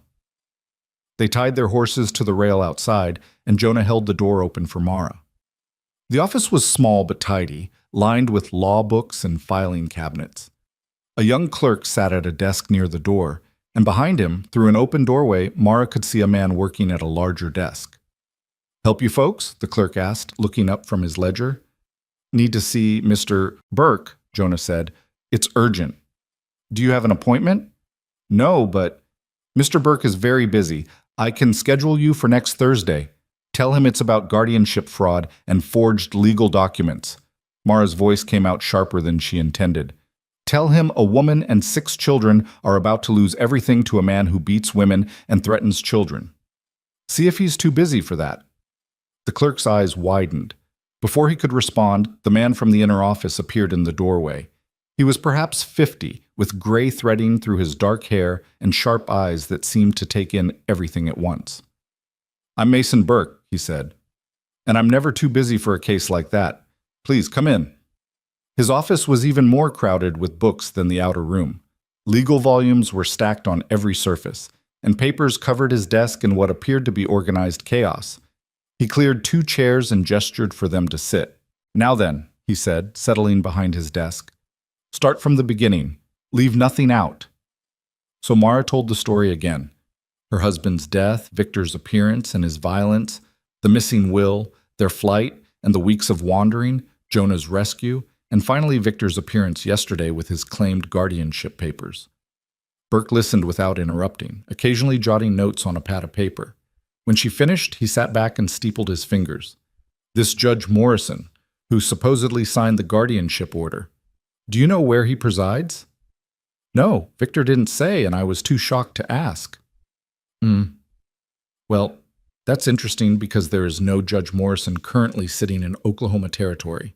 There was one, but he died 3 years ago." Burke's expression hardened. "Which means those papers your brother-in-law showed you are either very old or complete forgeries." Relief flooded through Mara so intensely she felt dizzy. "So he can't take the children? He has no legal claim?" "Not based on what you've told me, no. However," Burke held up a hand, tempering her hope, "the issue of your husband's estate is more complicated. Without the will and with no written contract establishing your employment arrangement with Mr. Mercer here, Victor could potentially make a case that you're unfit. Not because of any moral failing, but because you have no stable means of support." "But she does have stable support," Jonah interjected. "She works for me. Has been for 6 weeks now. The arrangement is verbal, I assume? No written contract, no formal documentation?" Jonah's silence was answer enough. Burke sighed. "That's what I thought. Look, I believe you both. I can see this as a legitimate arrangement, but if this goes before a judge, Victor's lawyer, and he will have a lawyer, will paint Mrs. Collins as a vagrant who imposed on your charity. They'll question the propriety of the situation, hint at scandal. It won't matter that it's untrue. They'll create enough doubt to make their case." "So what do we do?" Mara asked, desperation creeping into her voice. "There must be something—" "There is." Burke leaned forward. "We make the arrangement formal and unquestionable. Mr. Mercer, are you willing to employ Mrs. Collins as your housekeeper under a written contract, with specified wages, duties, and living arrangements for her and her children?" "Of course. I'll sign whatever you need." "Good. That's step 1. Step 2 is more complicated." Burke turned to Mara. "Your husband's will. You said it disappeared after his death. Did anyone else know about it? A lawyer who drew it up, perhaps? A witness to the signing?" Mara thought back, trying to remember. It had been 5 years ago when Grace was born, and James had decided they needed to formalize things. There was a lawyer in our old town, Henderson, I think his name was. Samuel Henderson, and I think maybe our neighbor, Mr. Carver, witnessed it. He and James were close friends. Do you remember what the will said, the specific language? It left everything to me. The farm, the equipment, everything. James was very clear about that. He said his children should be raised by their mother, not bounced between relatives. Her voice cracked slightly. He knew what his brother was like, even then. Burke made more notes. If we can find Henderson or Carver, or better yet, if Henderson kept a copy of the will in his files, we can challenge Victor's claim to the estate. It won't get you the farm back. That ship has sailed, I'm afraid. But it would establish that James's wishes were for you to have guardianship and control. How long will all this take? Jonah asked. Depends on how cooperative people are and how hard Victor fights. Could be weeks, could be months. In the meantime, I'll draw up an employment contract today and have it notarized. That should provide some immediate protection. Burke stood, extending his hand. I'll need a retainer, $50 to start. Mara's heart sank.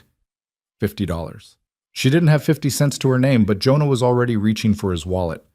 50 now, and whatever else you need as we go. I want this handled properly, Burke. No stone unturned. You have my word. Burke shook both their hands. Now there's one more thing we should discuss. If Victor does try to force the issue, if he shows up with the sheriff and those fake papers, don't resist. Don't give him any excuse to claim you're breaking the law. You send for me immediately, and you let me handle it legally. And if the sheriff sides with Victor before you can get there, Mara asked, then you go peacefully and trust me to get you back. I know that's asking a lot, Mrs. Collins, but fighting will only make things worse. His expression softened. I've been practicing law for 26 years. I've seen men like your brother-in-law before. They're bullies who rely on intimidation and the assumption that their victims won't fight back. Well, you're fighting back now, and I promise you, we're going to win. They left the office with the promise that Burke would have the employment contract ready by the next day. Jonah insisted they stay in town for lunch, partly because it was nearly noon, but mostly, Mara suspected, to give her time to settle her nerves before the ride home. They ate at a small restaurant near the hotel, and Mara forced down food she couldn't taste while her mind raced through possibilities and worst-case scenarios. What if Victor came back before they got the contract signed? What if he'd already gone to the old town and gotten to Henderson or Carver first? What if... Stop. Jonah's voice cut through her spiraling thoughts. I can hear you thinking from here, and it's not helping anything. I can't help it. There are so many things that could go wrong, and we'll handle them if they do. But sitting here inventing problems that don't exist yet is just torture. He pushed his plate aside and leaned forward. Mara, look at me. She met his eyes, those steady gray-green eyes that had become such a source of comfort. We're going to get through this, he said quietly. All of us, together. You hear me? I want to believe that. Then believe it, because it's true. He paused, seeming to wrestle with something. When he spoke again, his voice was rougher. You asked me once why I helped you, and I told you part of the truth, that I needed help on the ranch, that the house was too quiet. But there's more to it than that. Mara waited, her heart suddenly beating faster. When I lost my wife and daughter, I lost my purpose. Lost my reason for getting up in the morning. For 4 years, I just went through the motions. Working the ranch because it's what I knew how to do, but not caring about it. Not caring about much of anything. He looked down at his hands, calloused and scarred from years of hard work. Then you showed up with those 6 kids, and suddenly the house was full of noise and life again. Suddenly I had a reason to make sure there was good food on the table, to fix the loose board on the porch steps, to care about what happened tomorrow. Jonah, let me finish. He looked up at her again. What I'm trying to say is, this isn't charity. This isn't me being noble or kind. This is me being selfish because I need you and those children as much as you need this ranch. Maybe more. So when I say we're going to fight this and win, I'm not just saying it to make you feel better. I'm saying it because I'm not willing to lose this. To lose you all. The words hung in the air between them, heavy with meaning. Mara felt tears prick her eyes, but for once they weren't tears of fear or desperation. They were something else entirely, something warm and overwhelming and terrifying in its implications. "I don't know what to say," she whispered. "You don't have to say anything. Just know that you're not alone. Haven't been since the day I found you on that road." He reached across the table and took her hand, his grip warm and solid. "Whatever happens with Victor, whatever the law says, whatever fights we have ahead, we face them together. Agreed?" "Agreed." The word came out choked with emotion, but she meant it with every fiber of her being. They finished their meal in a silence that was somehow both comfortable and charged with unspoken things. The ride home passed more quickly than the ride in, and as the ranch came into view in the late afternoon sun, Mara felt something in her chest ease. The house looked exactly as they'd left it, peaceful, solid, whole. Home. The children came running out before they'd even dismounted, Grace in the lead and the others close behind. They swarmed around Mara, all talking at once, and she hugged them fiercely, breathing in the smell of sunshine and dust and her babies. "Did you see the lawyer?" Thomas asked. "What did he say?" "He said Victor's papers are fake. There's no Judge Morrison. Hasn't been for 3 years." The relief on her children's faces was almost painful to witness. Samuel actually whooped with joy, and the twins started dancing around in circles. Even Lily cracked a smile. "So we can stay?" Grace asked, looking up at her mother with those impossibly blue eyes. "Really stay?" Mara looked over at Jonah, who was watching them with an expression she couldn't quite read. He nodded slightly, and she turned back to her daughter. "Really stay, baby? This is our home now." The celebration that followed was spontaneous and joyful. The children dragged Mara and Jonah into the house, chattering about everything that had happened while they were gone, how Mr. Johnson and his boys had come by and helped Thomas with the fence work, how Samuel had gotten the new colt to take an apple from his hand, how the chickens had laid a record 27 eggs, how Lily had picked the first ripe tomatoes from the garden. Normal things. Beautiful, mundane, everyday things that made a life. That evening, after dinner, and after the children were finally settled in bed, still wound up from the day's emotions but exhausted enough to actually sleep, Mara found herself back on the porch with Jonah. It was becoming their ritual, these quiet moments at the end of the day when they could talk without little ears listening. "Burke should have the contract ready tomorrow," Jonah said. "I'll write in first thing and bring it back for you to sign." "Thank you for paying his retainer, for everything. I'll pay you back, I swear. It might take time, but—" "Mara," he cut her off gently. "Stop trying to turn everything into a debt. This is an investment in our future. In the ranch's future, I don't want to be paid back. But $50 is worth it. You're worth it. Those children are worth it." He turned to face her fully. "When are you going to accept that you have value beyond what you can earn or repay?" The question struck deep. Mara opened her mouth to respond, then closed it again, not knowing what to say. When had she started measuring her worth only in terms of what she could do for others? When had she stopped believing she deserved kindness simply for being herself? "I don't know," she admitted finally.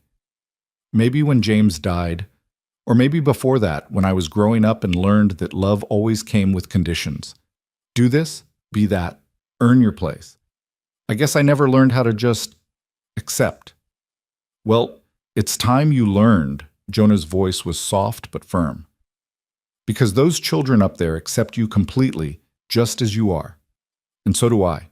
Mara felt her breath catch. "Jonah, I know it's too soon. I know you're still grieving your husband, still finding your feet. I'm not asking for anything, Mara. I'm just telling you the truth." He paused. "I care about you. About all of you. And not just as an employer or a friend. I need you to know that before we go any further down this road. Need you to understand what you mean to me." Her heart was pounding so hard she could hear it in her ears. "What are you saying?" "I'm saying that somewhere between pulling you off that dusty road and watching you make this house a home, I started falling for you. Started imagining a future that included all of us, you and me and those 6 beautiful children." He ran a hand through his hair, looking uncharacteristically uncertain. "I'm saying that if you wanted, when you were ready, we could make this arrangement something more permanent than just employment. We could be a real family." The word should have terrified her. Should have sent her running, because the last time she'd trusted a man with her heart, she'd ended up widowed and homeless. But instead, she felt something warm unfurl in her chest, something that felt dangerously like hope. "I'm not James," Jonah continued when she didn't respond. "I know that. I'm not trying to replace him or make you forget him, but I could be a father to those children, could be a partner to you, could give you all the home and security you deserve, if you wanted that, if you could ever see me that way." Mara looked at this man who'd saved her family, who'd opened his home and his life without hesitation, who was looking at her now with such vulnerable honesty in his eyes.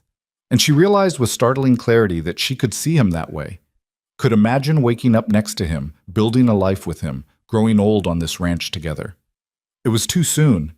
James had only been gone 6 months. She should wait, should grieve properly, should give herself time. But life didn't always allow for should.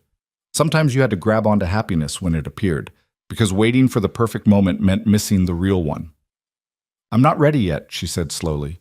"Not for marriage or anything official.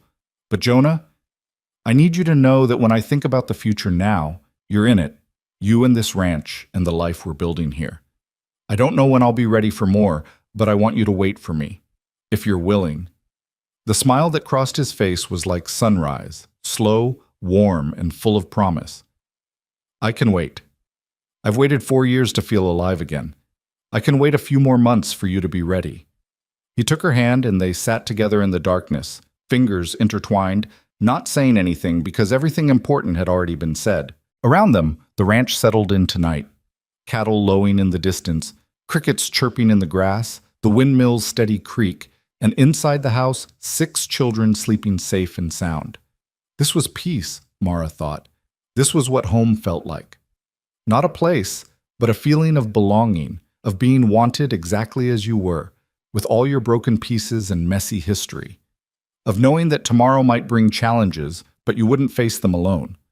Victor was still out there somewhere, plotting his next move. The legal battle was just beginning. There would be hard days ahead, moments of doubt and fear.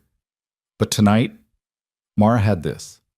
Jonah's hand in hers, her children sleeping peacefully, and for the first time since James died, the belief that maybe, just maybe, everything was going to be all right. The future was uncertain, but it was theirs to shape. And that was enough. The next morning brought Mason Burke himself to the ranch, riding up just after breakfast with a leather satchel tucked under his arm. Mara watched from the kitchen window as he dismounted, her stomach tight with nerves despite Jonah's reassuring presence beside her. "That's a good sign," Jonah murmured. "Burke doesn't make house calls for bad news." They met the lawyer on the porch, and Burke wasted no time pulling documents from his satchel. "I have your employment contract here, ready for signatures, but that's not why I came out personally." His expression was grim. "I did some digging yesterday after you left. Your brother-in-law has been busy." Mara's heart sank. "What did he do?" "He went to Sheriff Dawson with those forged papers, claiming you kidnapped the children. Dawson's not the sharpest tool in the shed, and Victor played him like a fiddle, tears about his poor dead brother's children being corrupted by their immoral mother, the whole performance." Burke held up a hand as Mara started to speak. "But here's the thing. Dawson mentioned it to his deputy, who happens to be married to my secretary's sister. Small towns, you understand. Word travels." "So the sheriff believes him?" Jonah's voice was hard. "For now. But I've already filed a complaint with the territorial judge, Martin Hayes. He's a fair man, can't be bought, and he takes a very dim view of forged legal documents. I've requested an emergency hearing for tomorrow afternoon." Burke pulled out more papers. "These are affidavits I need you both to sign, detailing everything you told me yesterday. And I need the children to sign statements too, at least the older ones who can write." "Tomorrow?" Mara felt the walls closing in. "That's so soon." "Better soon than waiting for Victor to make another move. We control the narrative this way. Force his hand before he can manufacture more lies." Burke's eyes were kind but firm. "I know it's frightening, Mrs. Collins, but trust me on this. We want this hearing while the truth is still fresh and clear." They spent the next hour signing documents, with Burke carefully explaining each one. When it came time for the children's statements, Thomas stepped forward without hesitation, his jaw set in that determined way that reminded Mara so much of James. "I remember everything Uncle Victor did," Thomas said, as he signed his name in careful script. "Every threat, every time he hit Ma, every promise he made about what would happen if we didn't cooperate. I'll tell the judge all of it." Samuel signed next, his hand shaking slightly, but his statement clear and detailed.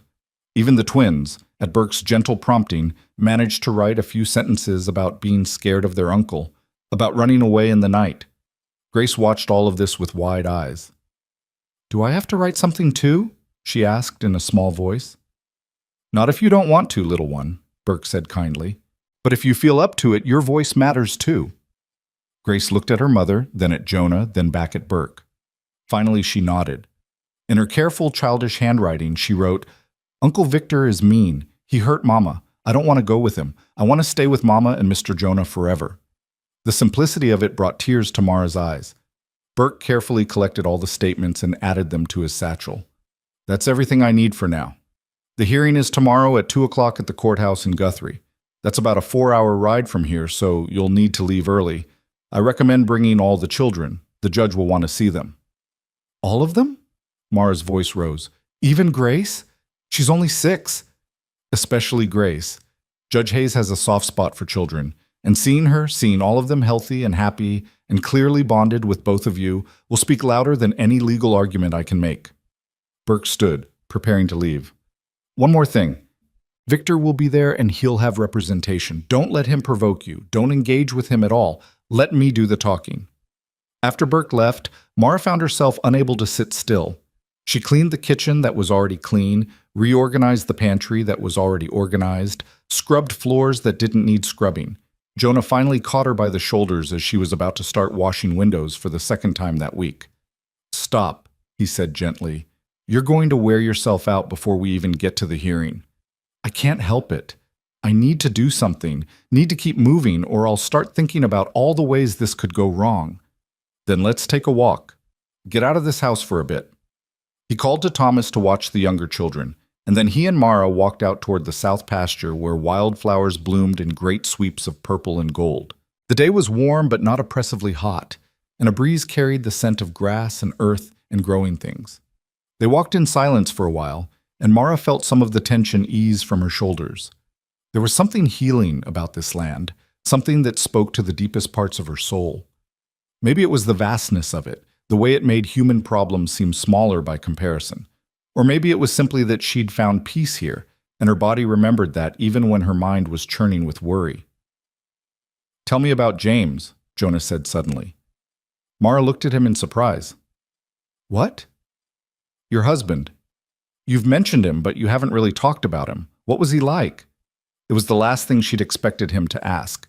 Most men would have avoided the subject of her dead husband entirely, not wanting to invite comparisons or resurrect ghosts. But Jonah was watching her with genuine interest, and Mara realized he wasn't asking out of jealousy or insecurity. He was asking because James was part of her story, and he wanted to know all of her. "He was kind," she said slowly, reaching back through memory. "Patient with the children, always laughing. He loved to make things with his hands, furniture, toys, little wooden animals for Grace. He'd sing while he worked, completely off-key, and it used to drive me crazy, but now I'd give anything to hear it again." "How did you meet?" "At a barn raising when I was 17. He was helping my father with the roof, and he smiled at me across the yard. And that was it. I was gone." She smiled at the memory, bittersweet but no longer sharp with pain. "We were married 6 months later. Everyone said we were too young, too impulsive, but we proved them wrong. We had 10 good years together before the accident." "He sounds like a good man." "He was. He really was." Mara stopped walking and turned to face Jonah. "But he's gone, and I'm still here. The children are still here. And we need to keep living, keep moving forward. I think—" She paused, choosing her words carefully. "I think James would be glad we found you, would be grateful that someone's taking care of his family the way he would have wanted." Jonah reached out and tucked a strand of hair behind her ear, the gesture so tender it made her breath catch.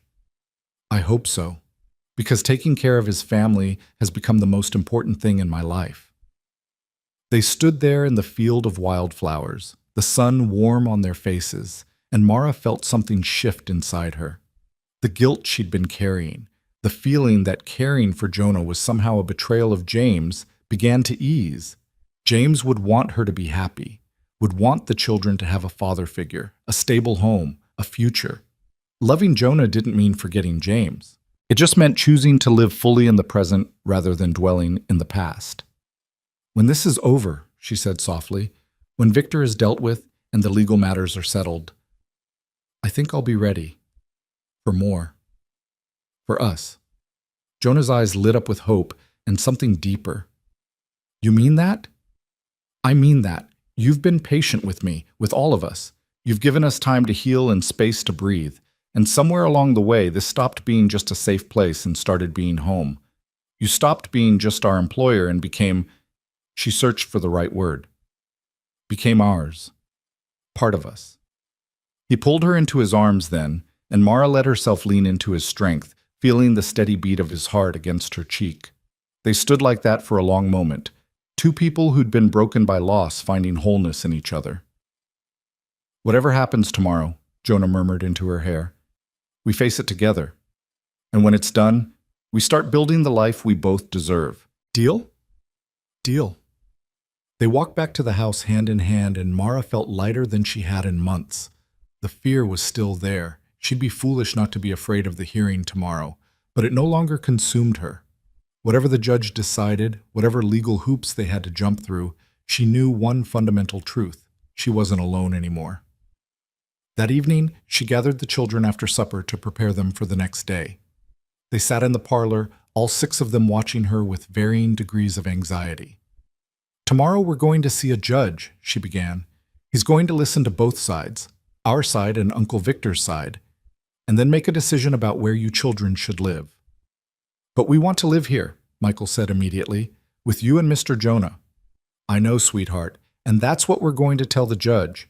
Mr. Burke says he's a fair man, someone who will listen to the truth, but I need you all to be brave tomorrow. Can you do that?" 6 heads nodded, some more confidently than others. "What if the judge believes Uncle Victor?" Lily asked, voicing the fear they all shared. "What if he makes us go with him?" Mara exchanged a glance with Jonah, who'd been standing quietly in the doorway. He came forward and knelt down so he was at the children's level.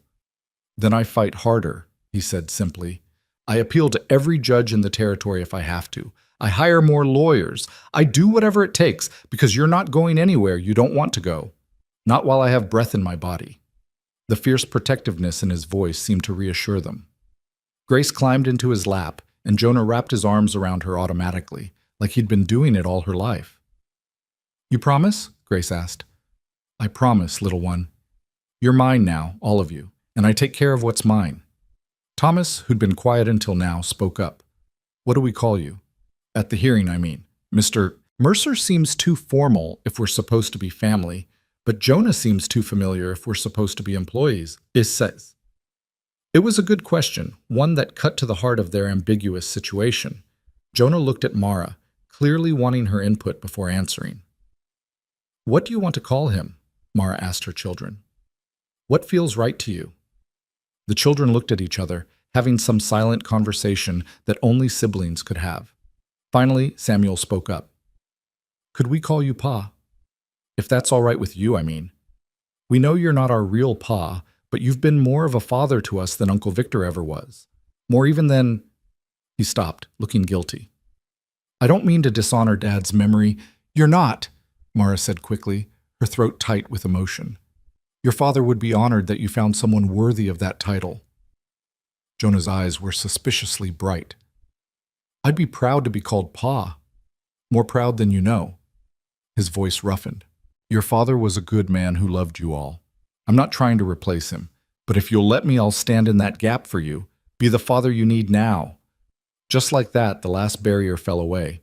The children swarmed him, even Thomas abandoning his teenage dignity to join the group hug. Mara watched with tears streaming down her face, witnessing the moment her fractured family became whole again in a completely different form. They all went to bed early that night, knowing the morning would come quickly. But hours later, Mara was still awake, staring at the ceiling and running through worst-case scenarios. What if Victor had bribed Judge Hayes? What if he'd manufactured more evidence? What if... A soft knock on her door interrupted her spiral.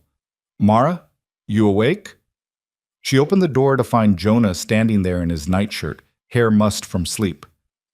"Can't sleep either?" she asked. "Kept thinking I heard something. Checked on the children twice already. They're all sound asleep. But I can't seem to settle." He ran a hand through his hair. "Mind if I sit with you for a bit? Just until we're both tired enough to sleep?" They ended up in the kitchen with chamomile tea, and the lamp turned low. For a long time they didn't talk, just sat in companionable silence. Then Jonah spoke. "I've been thinking about what happens after tomorrow, assuming things go our way." "What about it?" "I want to adopt them, legally, all 6 of them." He looked at her intently. "I know we haven't made things official between us yet, but I don't want there to be any question about my commitment to those children. I want them to be mine in the eyes of the law, not just in my heart." Mara felt her eyes fill with tears again. It seemed like all she did lately was cry, but these were good tears, healing tears. They'd like that. Having a father again, officially. "And when you're ready, when we make things official between us, I want to do it right. Proper wedding, proper vows, the whole thing. I want everyone to know that you're mine and I'm yours and we're a family. No more questions, no more doubts."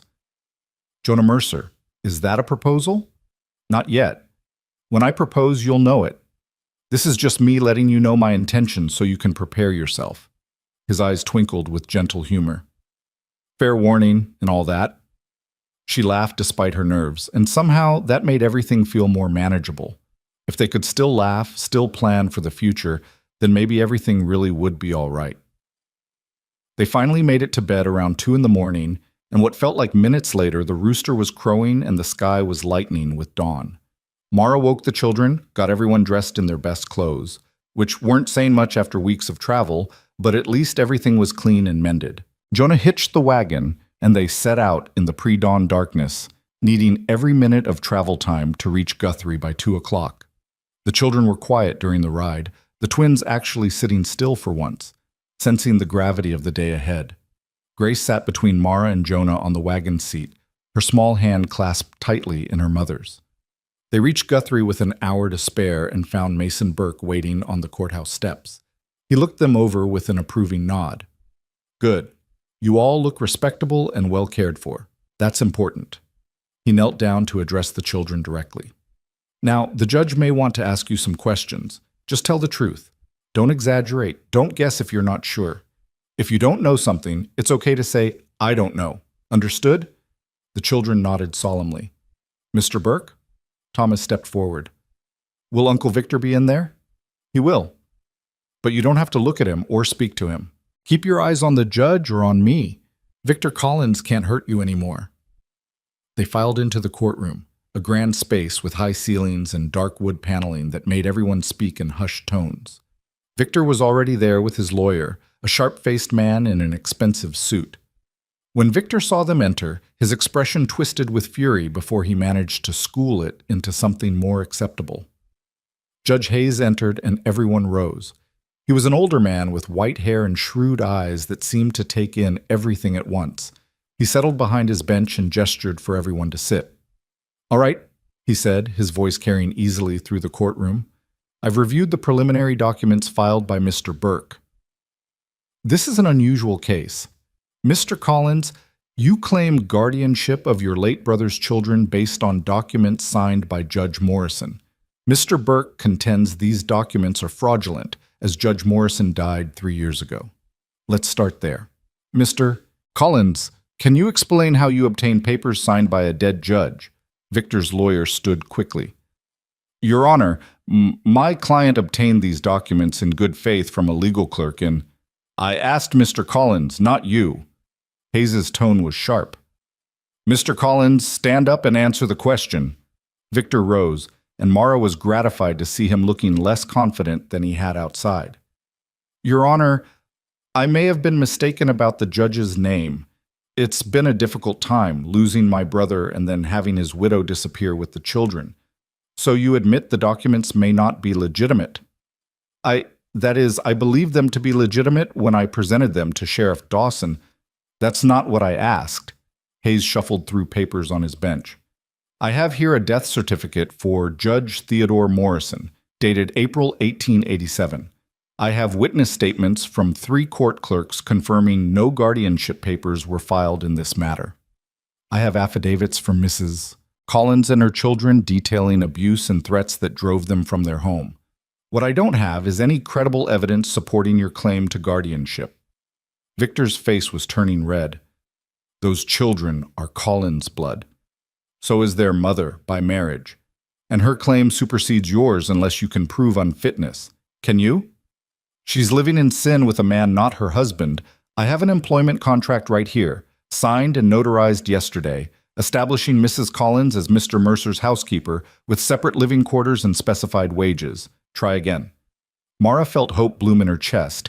Judge Hayes wasn't just fair, he was actively hostile to Victor's claims, cutting through lies with surgical precision. Victor's lawyer tried to recover.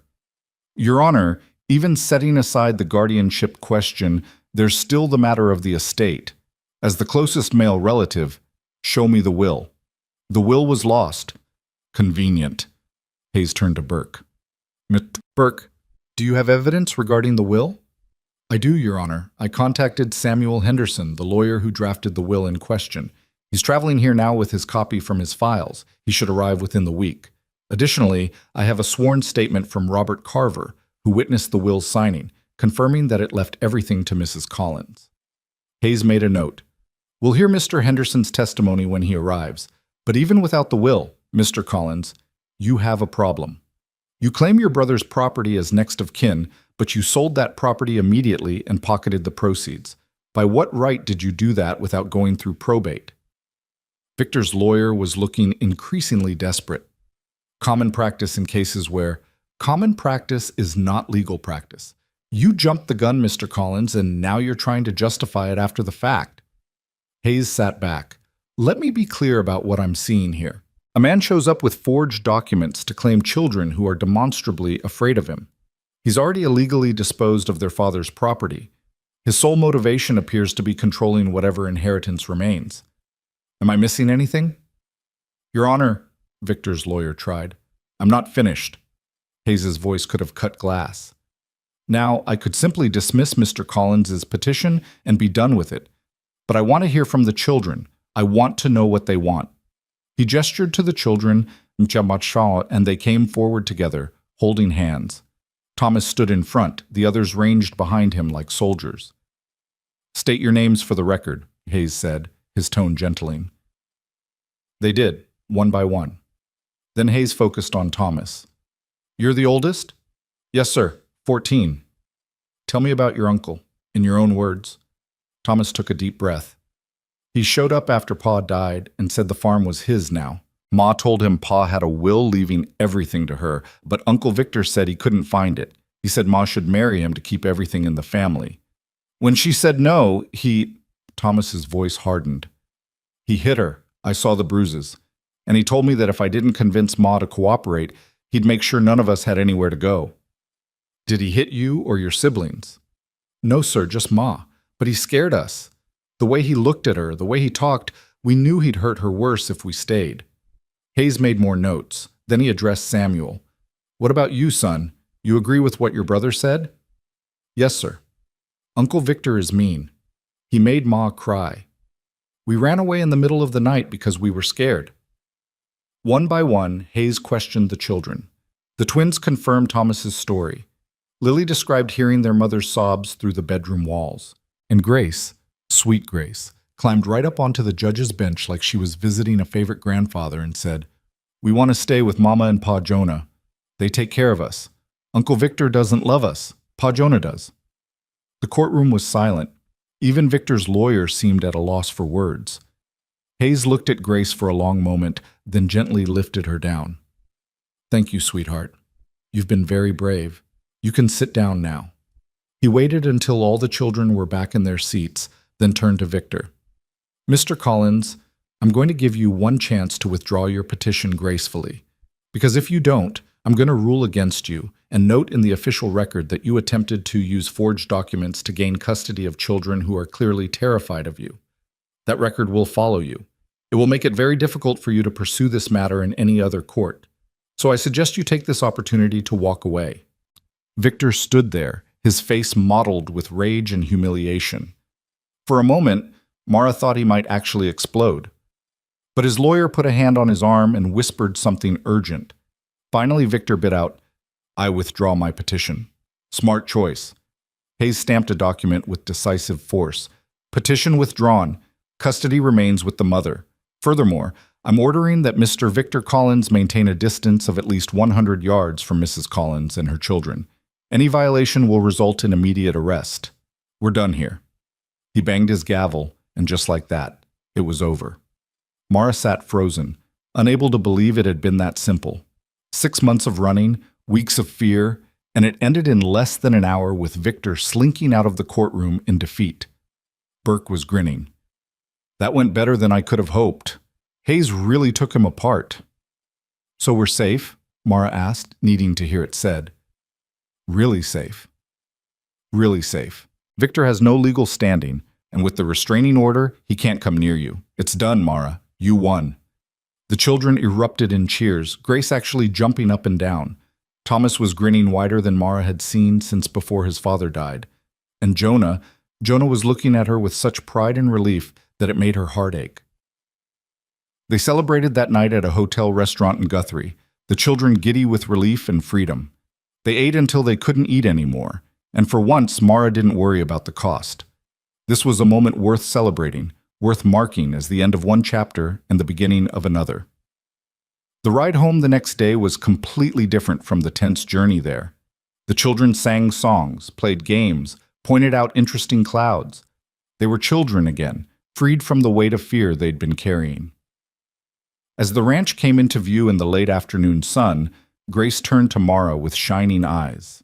"We're really home, Mama. Really, truly home. We really are, baby." The weeks that followed were filled with paperwork and legal procedures, but the outcome was never in doubt. Samuel Henderson arrived with the will, exactly as James had written it. Judge Hayes officially dismissed all of Victor's claims and awarded Mara full custody. And when Jonah filed adoption papers for all 6 children, they sailed through without objection. Summer faded into autumn, and the ranch took on the golden glow of harvest season. The garden produced more vegetables than they could eat, so Mara started selling the surplus in town. The cattle brought good prices at market. Thomas was handling more and more of the ranch operations, and Jonah began talking about buying adjacent land to expand. On a crisp October evening, Mara stood in the kitchen finishing the supper dishes when she heard the children shrieking with laughter outside. She looked through this window to see Jonah chasing them around the yard, Grace on his shoulders and the others dodging and weaving. He was laughing as hard as they were, and the sound carried through the open window like music. This was what healing looked like, she thought. Not the absence of pain, but the presence of joy strong enough to overwhelm it. Later that night, after the children were in bed, Jonah found her on the porch, their spot, the place where so many important conversations had happened. "Beautiful night," he said, settling beside her. "It is." Mara leaned against him, comfortable with the contact now. "I was thinking today about where we were 6 months ago, about that road where you found us. Feels like a lifetime ago." "It does. Jonah, I need to tell you something." She turned to face him fully. "I'm ready. For more. For us. I don't want to wait anymore." His eyes searched hers. "You're sure?" "I'm sure. You've been patient with me, given me time to heal. But I'm healed now, or at least healed enough. And I don't want to spend another day not being your wife when that's what I want to be." Jonah reached into his pocket and pulled out a small box. "I was hoping you'd say that. Been carrying this around for 3 weeks now, waiting for the right moment." He opened the box to reveal a simple gold band with a small diamond. Nothing fancy, but perfect. "Mara Collins, would you do me the honor of becoming my wife? Would you let me be a father to your children and a husband to you? Would you build this life with me officially and permanently?" "Yes." The word came out choked with happy tears. "Yes, to all of it. Yes." He slipped the ring on her finger and it fit perfectly, like it had been made for her hand. Then he kissed her, and it was sweet and gentle and full of promise. They were married 3 weeks later in a simple ceremony at the ranch with Judge Hayes officiating. He'd become something of a friend in the aftermath of the hearing. The children stood with them, all 6 dressed in their best clothes, beaming with joy. Dan Johnson and his family came, along with neighbors who'd heard about the wedding and wanted to celebrate. When Hayes pronounced them husband and wife, the children cheered so loudly that the cattle in the far pasture startled. Grace threw flowers everywhere. The twins set off firecrackers they'd been saving, and Thomas gave the toast at dinner with surprising eloquence about second chances and the family they'd chosen. That night, lying beside her new husband in the room that was now truly theirs, Mara thought about the journey that had brought them here, about desperation and despair, about the moment on that dusty road when she'd been so certain it was the end, and about the quiet rancher who'd looked at her broken, desperate family and said the words that changed everything. "Then I want you all." Those words had saved them, had given them not just shelter and food, but a home, a real home, built on love and choice and the daily decision to show up for each other. "What are you thinking about?" Jonah asked, pulling her closer. "About how lucky we are, how easily things could have gone differently. But they didn't. We found each other. That's what matters." "We found each other," she agreed. "Or maybe you found us. Maybe we were exactly where we needed to be for you to find us." "Maybe so." He kissed her forehead. "Either way, I'm grateful. Every single day, I'm grateful." Outside, the ranch settled into its nighttime rhythms. Cattle lowed softly in the darkness. The windmill creaked its familiar song. And inside the house, but 8 people slept peacefully, a family forged not by blood alone, but by choice and love, and the willingness to see value in what others had discarded. The future stretched ahead of them, full of possibility. There would be hard days still. There always were. Winters to weather, challenges to face, the normal struggles of life and family. But they would face them together as they'd faced everything else. And in a land that had once given them nothing, they'd found everything that mattered: home, family, love, belonging. All because one man had looked at a desperate woman and her 6 children and seen not a burden, but a gift. And in choosing them, had found his own salvation. The summer sun that had once seemed so merciless now blessed their land with warmth and light. The dusty road that had nearly claimed them was just a road now, one path among many, leading somewhere better. And the children who'd once believed nobody wanted them woke each morning to a home where they were cherished, protected, and loved without conditions or limits. This was their story. This was their triumph. And this, finally, beautifully, completely, was their home.